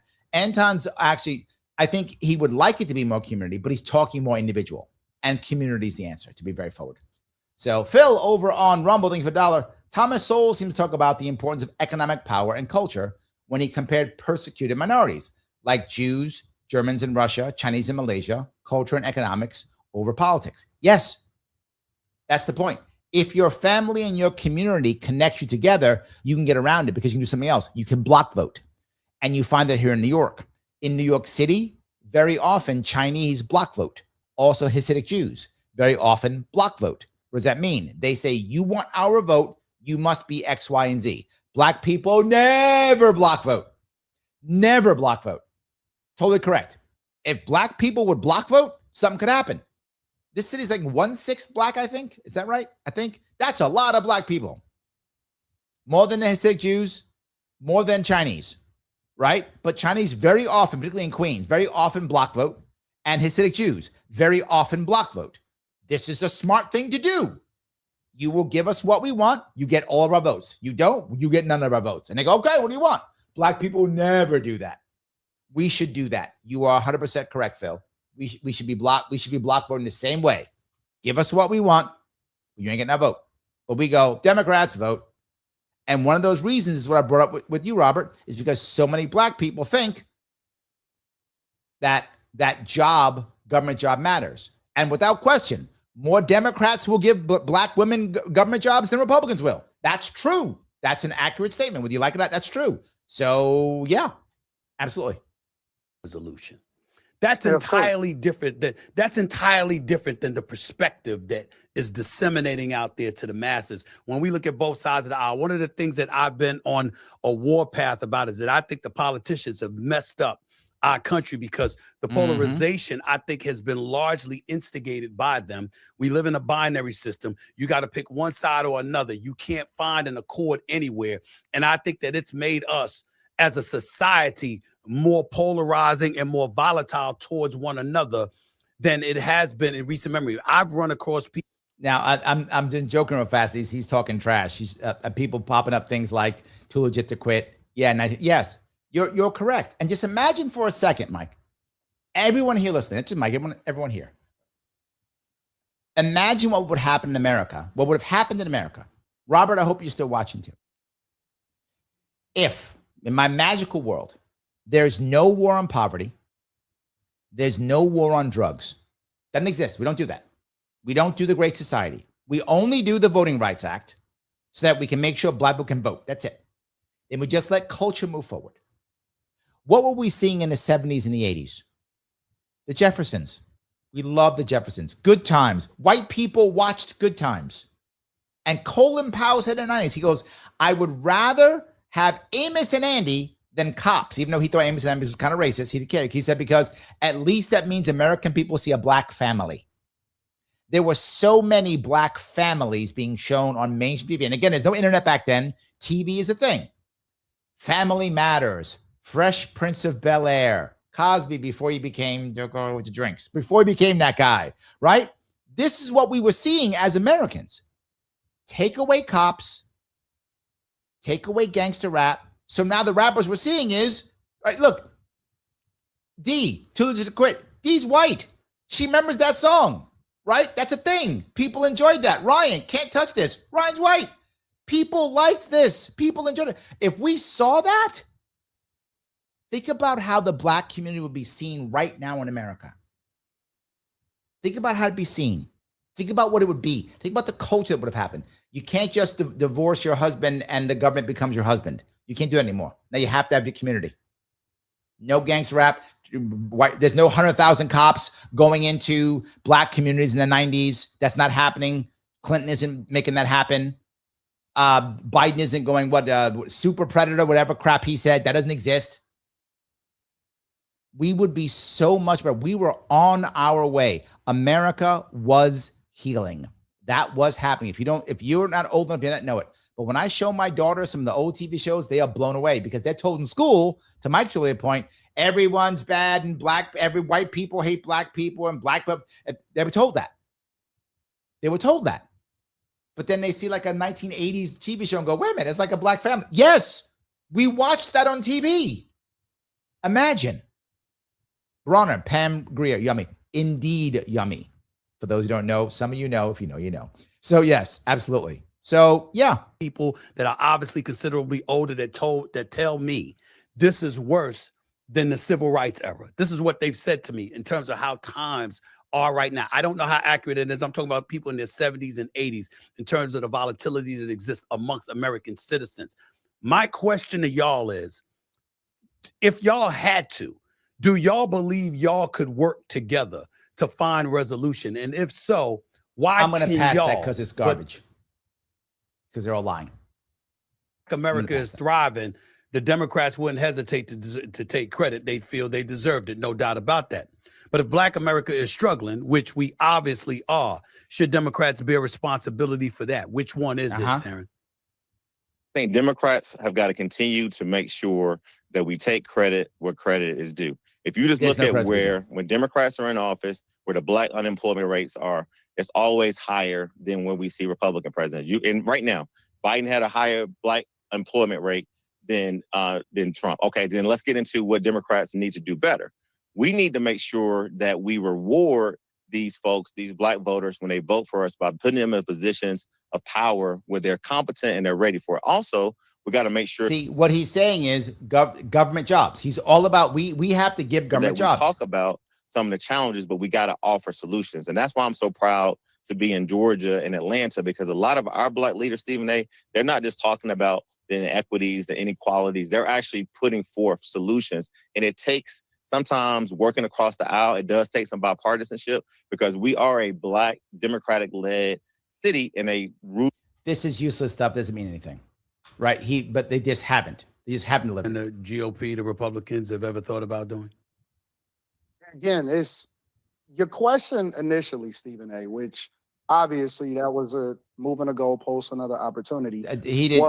Do you then take remember the Democrat consultant can't say it's Democrats' fault. He can't do it. Responsibility when you are not meeting the expectation as a Democratic Party for black people?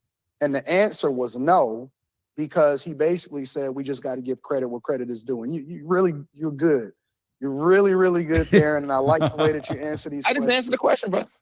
But you didn't say that they should take responsibility when correct. He won't things say aren't going so well. And I would also preface this by saying that the majority of the jobs, because we can talk about the unemployment rate, but when you're really in the thick of things, and I know that he's in the thick of things like I'm in the thick of things, you understand that a lot of the jobs that are being handed out, especially when we started to see the layoffs at the federal government level, right? Yeah. We seen Elon Musk and his crew and all of them went in there and they started to lay it off.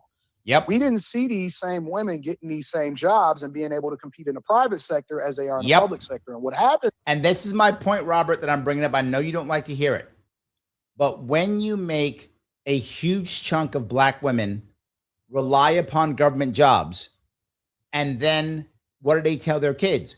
Go get a government job. Well, government jobs are fine to pay your bills, but they don't make you competitive in the private sector. They just don't. I know I hire in the private sector. So does Anton. That's why he's saying it. So when those women got let go, they could not find work in the private sector. Why? For generations, they've been sitting in government jobs. That is not healthy for a community.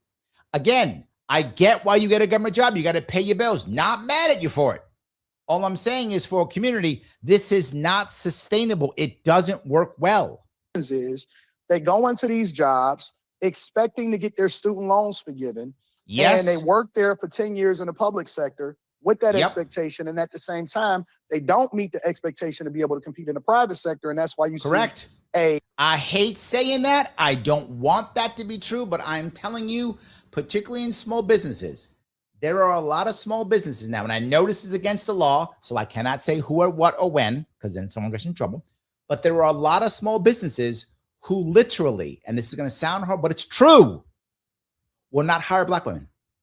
They call them walking lawsuits. I'm not joking. That's a real thing, because they come out of the government, assuming they get all these rights and privileges from the government, which they do. They come to the private sector, you can't get that. You have to actually perform. And the second you don't, they sue you. And because they're black women, they win. Because if you go against them, you're a racist. Now, that has been changing recently, but that has been true for at least 15 years. They call them walking lawsuits. Yes, this is not good for a community. A misalignment as far as the competitive balance when it comes to black people competing for jobs in the private sector versus the public sector. In a private sector, you actually have to be software engineers. You have to be mechanical engineers. You have to be in STEM fields and be able to get these same type of jobs and qualify to go up the economic ladder, and not just in the political landscape or the public sector. And we cannot continue to let black women lead us, not only at the polls, but when it comes to determining what happens, in these political he brings it up again, right? No, they do not. He's right, because if black women lead the black community, they will lead the black community into government jobs, into government being beholden by the government. They will do that. Absolutely.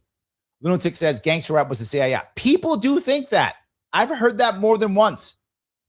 And it feels right. I don't know it. I don't have data on that, but it feels right. It does.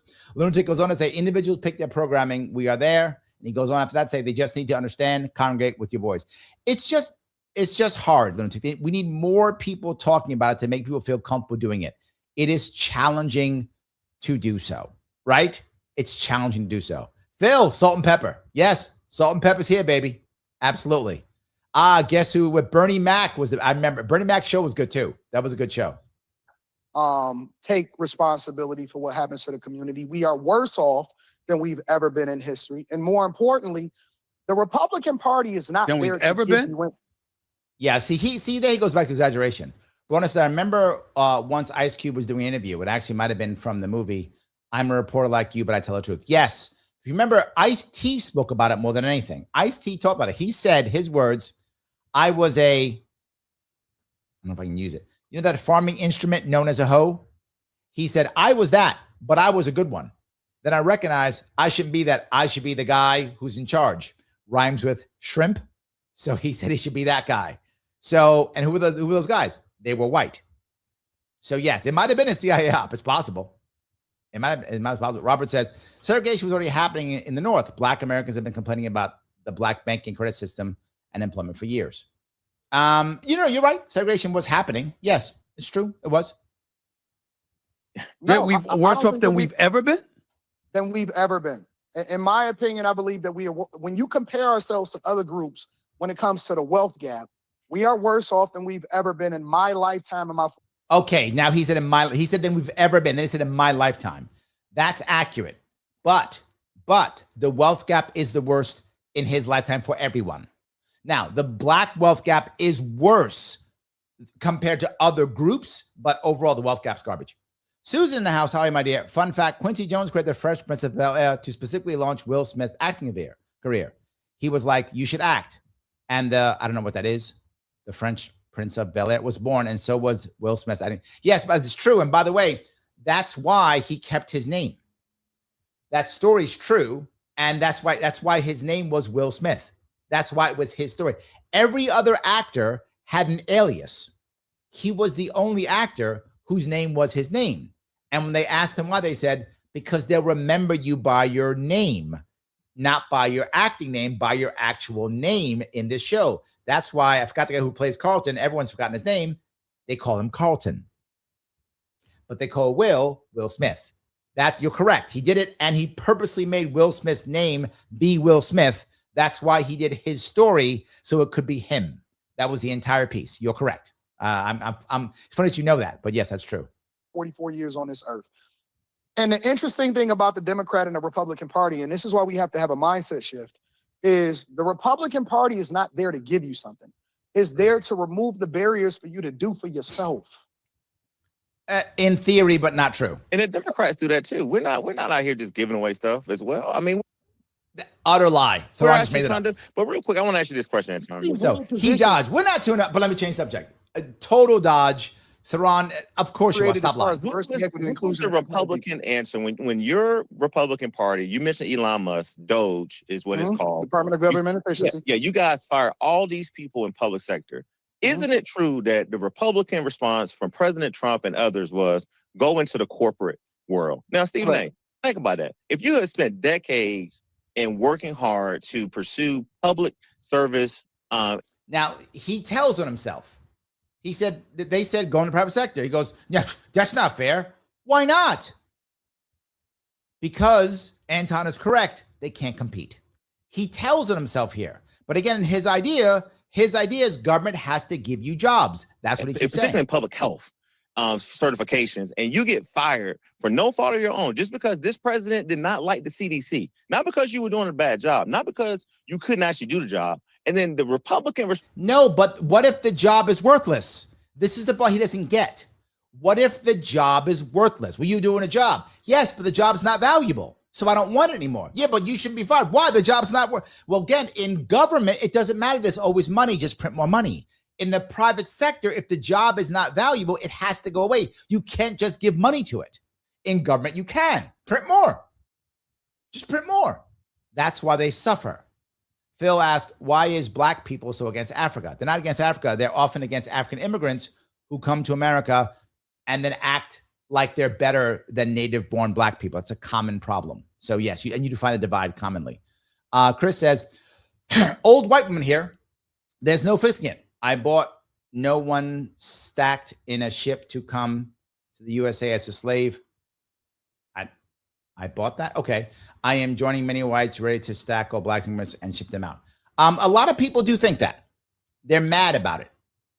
But the issue is whether you like it or not, Chris Mayo, whether you like it or not, black people, most black people, sorry, it's for immigrants, didn't come here voluntarily. And their culture was taken from them. If their culture wasn't taken from them, they could have easily gone back. Imagine if someone from the Hausa tribe came to America as a slave and was still allowed to be the same Hausa person, kept their name, kept their culture, did their culture things, but had to go into the fields and enslave and work as a slave. Then it's 20 years later, they have had children, they've raised them as Hausa, they've raised them as that, they keep Hausa names, they still go on to slave, and then slavery ends. Many of them would have wanted to go back to their tribe. Many of them would have volunteered, good, I'm not slave, I'm going back home. Happened in all the issues, right? When you enslave people and then they were released either through enough time or through war or through they were purchased, bought, they went back home. That would have happened. So now you can want to all day, but the system has been set up to where people don't feel connected to those tribes anymore. They don't. Doesn't work that way at all. It's not a thing. So yeah. Sponsor, these black women that Anton are talking about was go into the corporate sector. Mm-hmm. How is that logical? Well, Guess what? Well, Guess what, Darren? Hold on, let me chime answer in. it. Can I? Go ahead. No, go ahead. That happens every single day in the public sector. You're not guaranteed a job. No, People get laid off through no fault of their own on a regular basis. When you go through an audit, and this is the part that Anton's right again. I'm giving Anton credit right now. He says, why does it matter if you get laid off on a government job, you're special, but you get laid off on another job, you're not special? Yes. Remember, Theron thinks government workers are special and better. He does believe that. They're better than private sector. He doesn't know any better. Remember, half of these people who are sitting here, they think that because you're a government worker, you're better. You're the same as everybody else. I'm not anti-government workers. You're all the same. You're not better than me. You're not worse than me. You're the same. You got a job, pay your bills, good for you. But he thinks, well, these are public servants, so somehow they deserve something. No, they don't. So why doesn't the guy who works for whatever, the guy down the street on the corner, how come he doesn't get it? company, Meta laying off people in order to be able to fund AI, right? Not that AI is replacing jobs, but because they need to spend more money while being accountable to shareholders. People are being laid off, white people mostly, over at Meta, and you don't have the opportunity to say, well, I didn't get laid off by any means of my own. I have to go and figure it out. You don't get a handout just because you got laid off. It wasn't a handout. Well, first of all, I don't consider it a handout. They were working. They were working for that money. They weren't being handed something. That's number one. No. Steve Smith is wrong here. But again, Steve Smith is a Democrat, so he has to move towards that. He does have to do that. One. But number two, I will say this. One of the things that I will come back to you about, Darren, is this.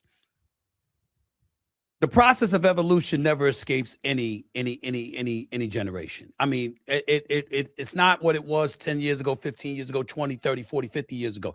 It's just not. And so when Donald Trump comes into office, and the one thing that I will say is the man didn't lie about what he was intending to do. He talked about shrinking government. Now, the GOP. So I'll move a little bit further if I can. I'm going to move past that piece because that's about Trump and stuff, and I don't care about Trump. This is not a Trump issue. For it to be higher. They've been operating at a budget deficit under Lori Lightfoot. It's ballooned under Brandon Johnson. We don't want to talk about the fact that they spent city resources on illegal migrants and housing them. And he is hammering him on how bad some of these black leaders are, and he's right. Can't even track where the money was going as far as who it is that was benefiting from all of this money and sheltering and things like that. There's a lot of gaps and a lot of lack of accountability. But we only want to speak on. I don't even know how you can use Karen Bass as an example of what's right as a this guy defended Karen Bass. Political person, as a mayor of a city, as a black woman that is running the city into the ground. They don't even believe in voter ID. They don't even believe in voter ID. What has Karen Bass done? Give me one thing that Karen Bass.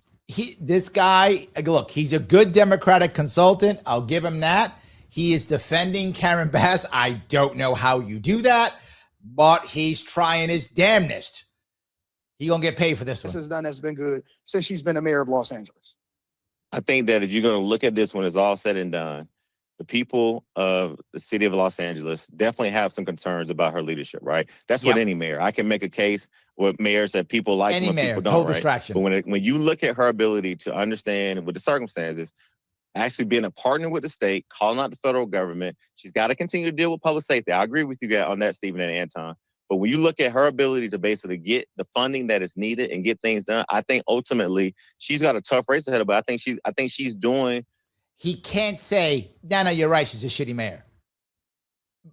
I think he should say that, but because he's part of that side, he can't, which is embarrassing. You should be able to just go, no, you're right. She's a shitty mayor. She is literally, Karen Bass is a shitty mayor. It doesn't mean every black woman is a shitty mayor. But that black woman is a shitty mayor. So just say it. She's just a bad mayor. What she can do, and also, I mean, with the Olympics and everything coming, she's got. You still think she's gonna get You still think she's gonna get support financially from a lot of people out there after? Look, Stephen A. Smith, I got to give him credit on this one. He actually said, he's like, "Are you kidding me?" Stephen A. says, like, no. I give it Stephen on this one. Even Stephen can't go with that. She's like, no, she's terrible. The wildfires fiasco out there in the Palisades and all of that. You really think that's gonna happen? The wildfires was another big case. But you look at her ability to be present, because one of the things that she got criticized for in Africa. not being present. She so during the wasn't wildfires, there. she was as present as she possibly can. And I think that if you look at the funding with the present as she can, this guy is jumping through hoops. Oh my God! Federal government, she got to fix that.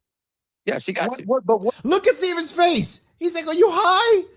She is demonstrably a terrible governor. I'm a terrible mayor. You still haven't answered the question. What has she done? Give me one thing that she's done well in Los Angeles. I think she's created jobs. I think she has definitely utilized her federal resources as a member of Congress. Look at him. They can't believe he's defending her. There's an old saying, don't defend the undefensible. Indefensible. Don't defend the indefensible. Don't defend her.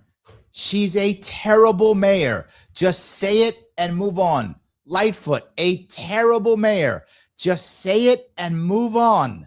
Just get money, bite that help bullet, with move on. Which has been a big concern with LA folks. And I also think that she's doing her best getting paid to by try her to right figure out a way with micromobility and different things to reduce the congestion. Well, to be forward, there's a part that he might be right. She might be doing her best. Her best is utter garbage, but she might be doing her best. So, look, I guess that could be something. You could say he maybe. Congestion and the traffic. And she said publicly that the traffic and infrastructure needs in the city of Los Angeles is a top priority of hers.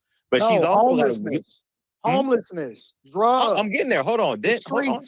Then you get to what she's doing around homelessness. And we like to call them unhoused, Anton, as well, because they're all citizens. Oh, there it is. That's his defense. Okay. This is a good one. This is where Theron gets his people back because he's failing on this. He can't defend. He goes, we call them unhoused. There goes the dismissive. Remember, I say Democrats dismiss, Republicans distract. When he's in trouble, see, we call them unhoused. So clearly you're a bigot, Anton, and therefore, see, the phobinist came out, and now we're going. They unhoused, brother. Don't see that. That's that disingenuous, that elitism I was talking about earlier. Diversity, equity, and that's that conservative elitism right there. They're unhoused this people. Is diversity, equity, and inclusion talk. No, it's unhoused people in Los Angeles. She's doing her best to find them a warm place to stay, prioritizing the women, while some unhoused men, they don't have enough shelters to shelter them. Warm place to stay. Where's it cold in LA? Look, you can't get Steve on your side. When Steven's against you at this point, dude, walk away. Why are you spending all this time defending Karen Bass? Don't be cold in LA. Steven, you've been to LA. It does get a little cold at night. Darren, when is the last time that you walked? When is the? Okay, I'm gonna go past this piece. Darren, I'll ask you first. Growing up in Georgia, there was always a concern that when you had immigrants who come into Georgia and other places. I'm going to push past this. On the left. They'd bring up Trump and the fact that while he's dogged about his position when it comes to migrants of Hispanic descent or whatever, you've got white South Africans that are coming over here and supposedly he's facilitating a path for them. He's going to ask his final arguments. Darren, before I got a couple of questions before I let you both get on out of here, and thank y'all both for y'all time. I really, really appreciate it. We'll wrap this up. I want to lean back to what Anton had alluded to earlier when he talked about the shootings in Chicago, 39 shot, 6 fatally. Obviously, crime is a huge issue. That's something that all of us pay attention to. On Juneteenth. And he talked about that in there. That's right. On Juneteenth, they can't forget that. He talked about, the mayor in Chicago. He talked about what's been happening in the streets of Chicago for quite a long time and how nothing has been done about it. I think we've seen people. I remember back in the day when Spike Lee spoke out against Obama because Obama wasn't addressing it nearly enough. And he's from that area and he was the president of the United States and felt that more should have been done to bring attention to the plight of things in the city of Chicago. When you listen to a guy like Anton and other conservatives speak about personal responsibility, speak about addressing these issues, speaking about our willingness as a community to speak up about this just as vehemently as we've been speaking up when this guy Carmelo Anthony was convicted of first-degree murder in Texas a little less than 2 weeks ago. What do you say to that when those positions are brought to your attention, Darren, in terms of what liberals or what folks on the left could be doing to better address these situations? First and foremost, on the Democratic side, we got to start with this. Number one, we support the Second Amendment. Utter lie. Utter lie. Total horseshit. He does not support the Second Amendment. Utter lie. But more importantly, Stephen A., we support responsible gun ownership. And what does that look like, right? We have nothing against people who want to be gun owners. Now, in certain states, it's an open carry state. Everyone owns a gun. But we also want to make sure that you lock the guns up and you have the proper storage. Now, let's get into some of the things that are leading to this crime that we're seeing in places like Chicago and others. You have a gang problem. And a lot of these initiations for these gangs are people that are young folks who don't have jobs, that don't have a good sort of environment around them. He has no answer. This is what I can't stand. Move forward. No answer. A bunch of BS. No answer. I move forward. He just has no answer. It's just garbage. Gun control and stuff. Despite decades of political promises. So what's the biggest? So they've been in charge the whole time. If you're going to fix poverty, how come you haven't fixed it? Right? If you're telling me the goal, if you just fix poverty, there'll be no more crime. That's what he's telling me. Great. You've been in charge of the state/city for decades, not a full generation. In New York State, Democrats have been in charge of my city and state for what, 24 years now, give or take? You can't fix it in 24 years? Reason those problems persist in your estimation, and what are we going to be able to do about it, particularly considering what you just heard Darren say? So funny, because if you look at the track record of the Chicago mayor, Brandon Johnson, he literally ran on the premise of defunding the police. Correct. He has completely lost control of his police department. I am in a group chat with multiple police officers in Chicago, and they don't trust his leadership. He has no support for them. He removed ShotSpotter that then would help the police officers respond more effectively. Let me move on see what's happening inside of our community. Nobody is even scared of the police. They'll approach the police. I see multiple videos all the time of people talking to the police disrespectful because they don't have any kind of regard for them, because we've created this culture where now cops are bad based off of the uniform, and the majority of those same cops are actually from those neighborhoods that they're policing. Aaron, I'm going to end this interview by asking you both this last question, and I'll start. Last question, we'll wrap it up. Imagine we're having the same conversation in 2040. This is a good question. Well done, Stephen A. Smith, for asking this question. All right, we talked all this trash. They've given no answers, of course. Both of them are completely wrong and have no answers. It's 14 years later. What should happen? What's success look like? Brilliant question. About 14 years from now. What would have to happen between now and then for Black Americans to be undeniably better off? Now, again, to be clear, the beautiful about this, he doesn't say for things to be perfect. He says to be undeniably better off. It's a great question to ask. Yeah, we got to deal with the root cause, Stephen A. He says root cause. This is where I think Anton and I agree. We got to make sure that the Black family structure is in place, but we can't sit up here and kid ourselves. Not every Black child that's born in this country is going to have the ability to be born in certain areas where they're going to be able to thrive. Not all Black kids are going to be born in a two-parent household. I was not born in a two-parent household. Okay, right now, again, this is stuff that now goes to everybody. For those of you who don't know, in America now, it is the minority of children who grow up with both their biological mother and father in their home until they're 18. The minority. Most American children, regardless of race, are now raised in a family where they do not have their biological mother and father in their house until they're 18. And so that parent, that man or woman, that husband or wife, not parent, Parents. That's the problem. Parent is a bad idea. Parents is a good idea. Father or mother is got to basically be able to do what they can to make sure you deal with the root cause of the issue. And that is that we got to deal with the issue of poverty and access to a quality education. Utter horseshit. No, those, because the problem is because his answer is just give more money. If he had an actual answer for that, like let's have an ownership mindset, let's fix. No, his answer is we have to give more money to people to end poverty and put money into education. And that's why I'm a huge proponent of making sure that public schools are fully supported. Then you got to get into the ability to teach people how that if you're going to own a gun, you got to be responsible. So his answer is, it's his answer. How are you going to fix the Black community? More money into schools and gun control. Are you high? That's New York State. That is New York State. We drop over $40,000 a year and have the strictest gun laws in the country. And our Black population is in the same problem.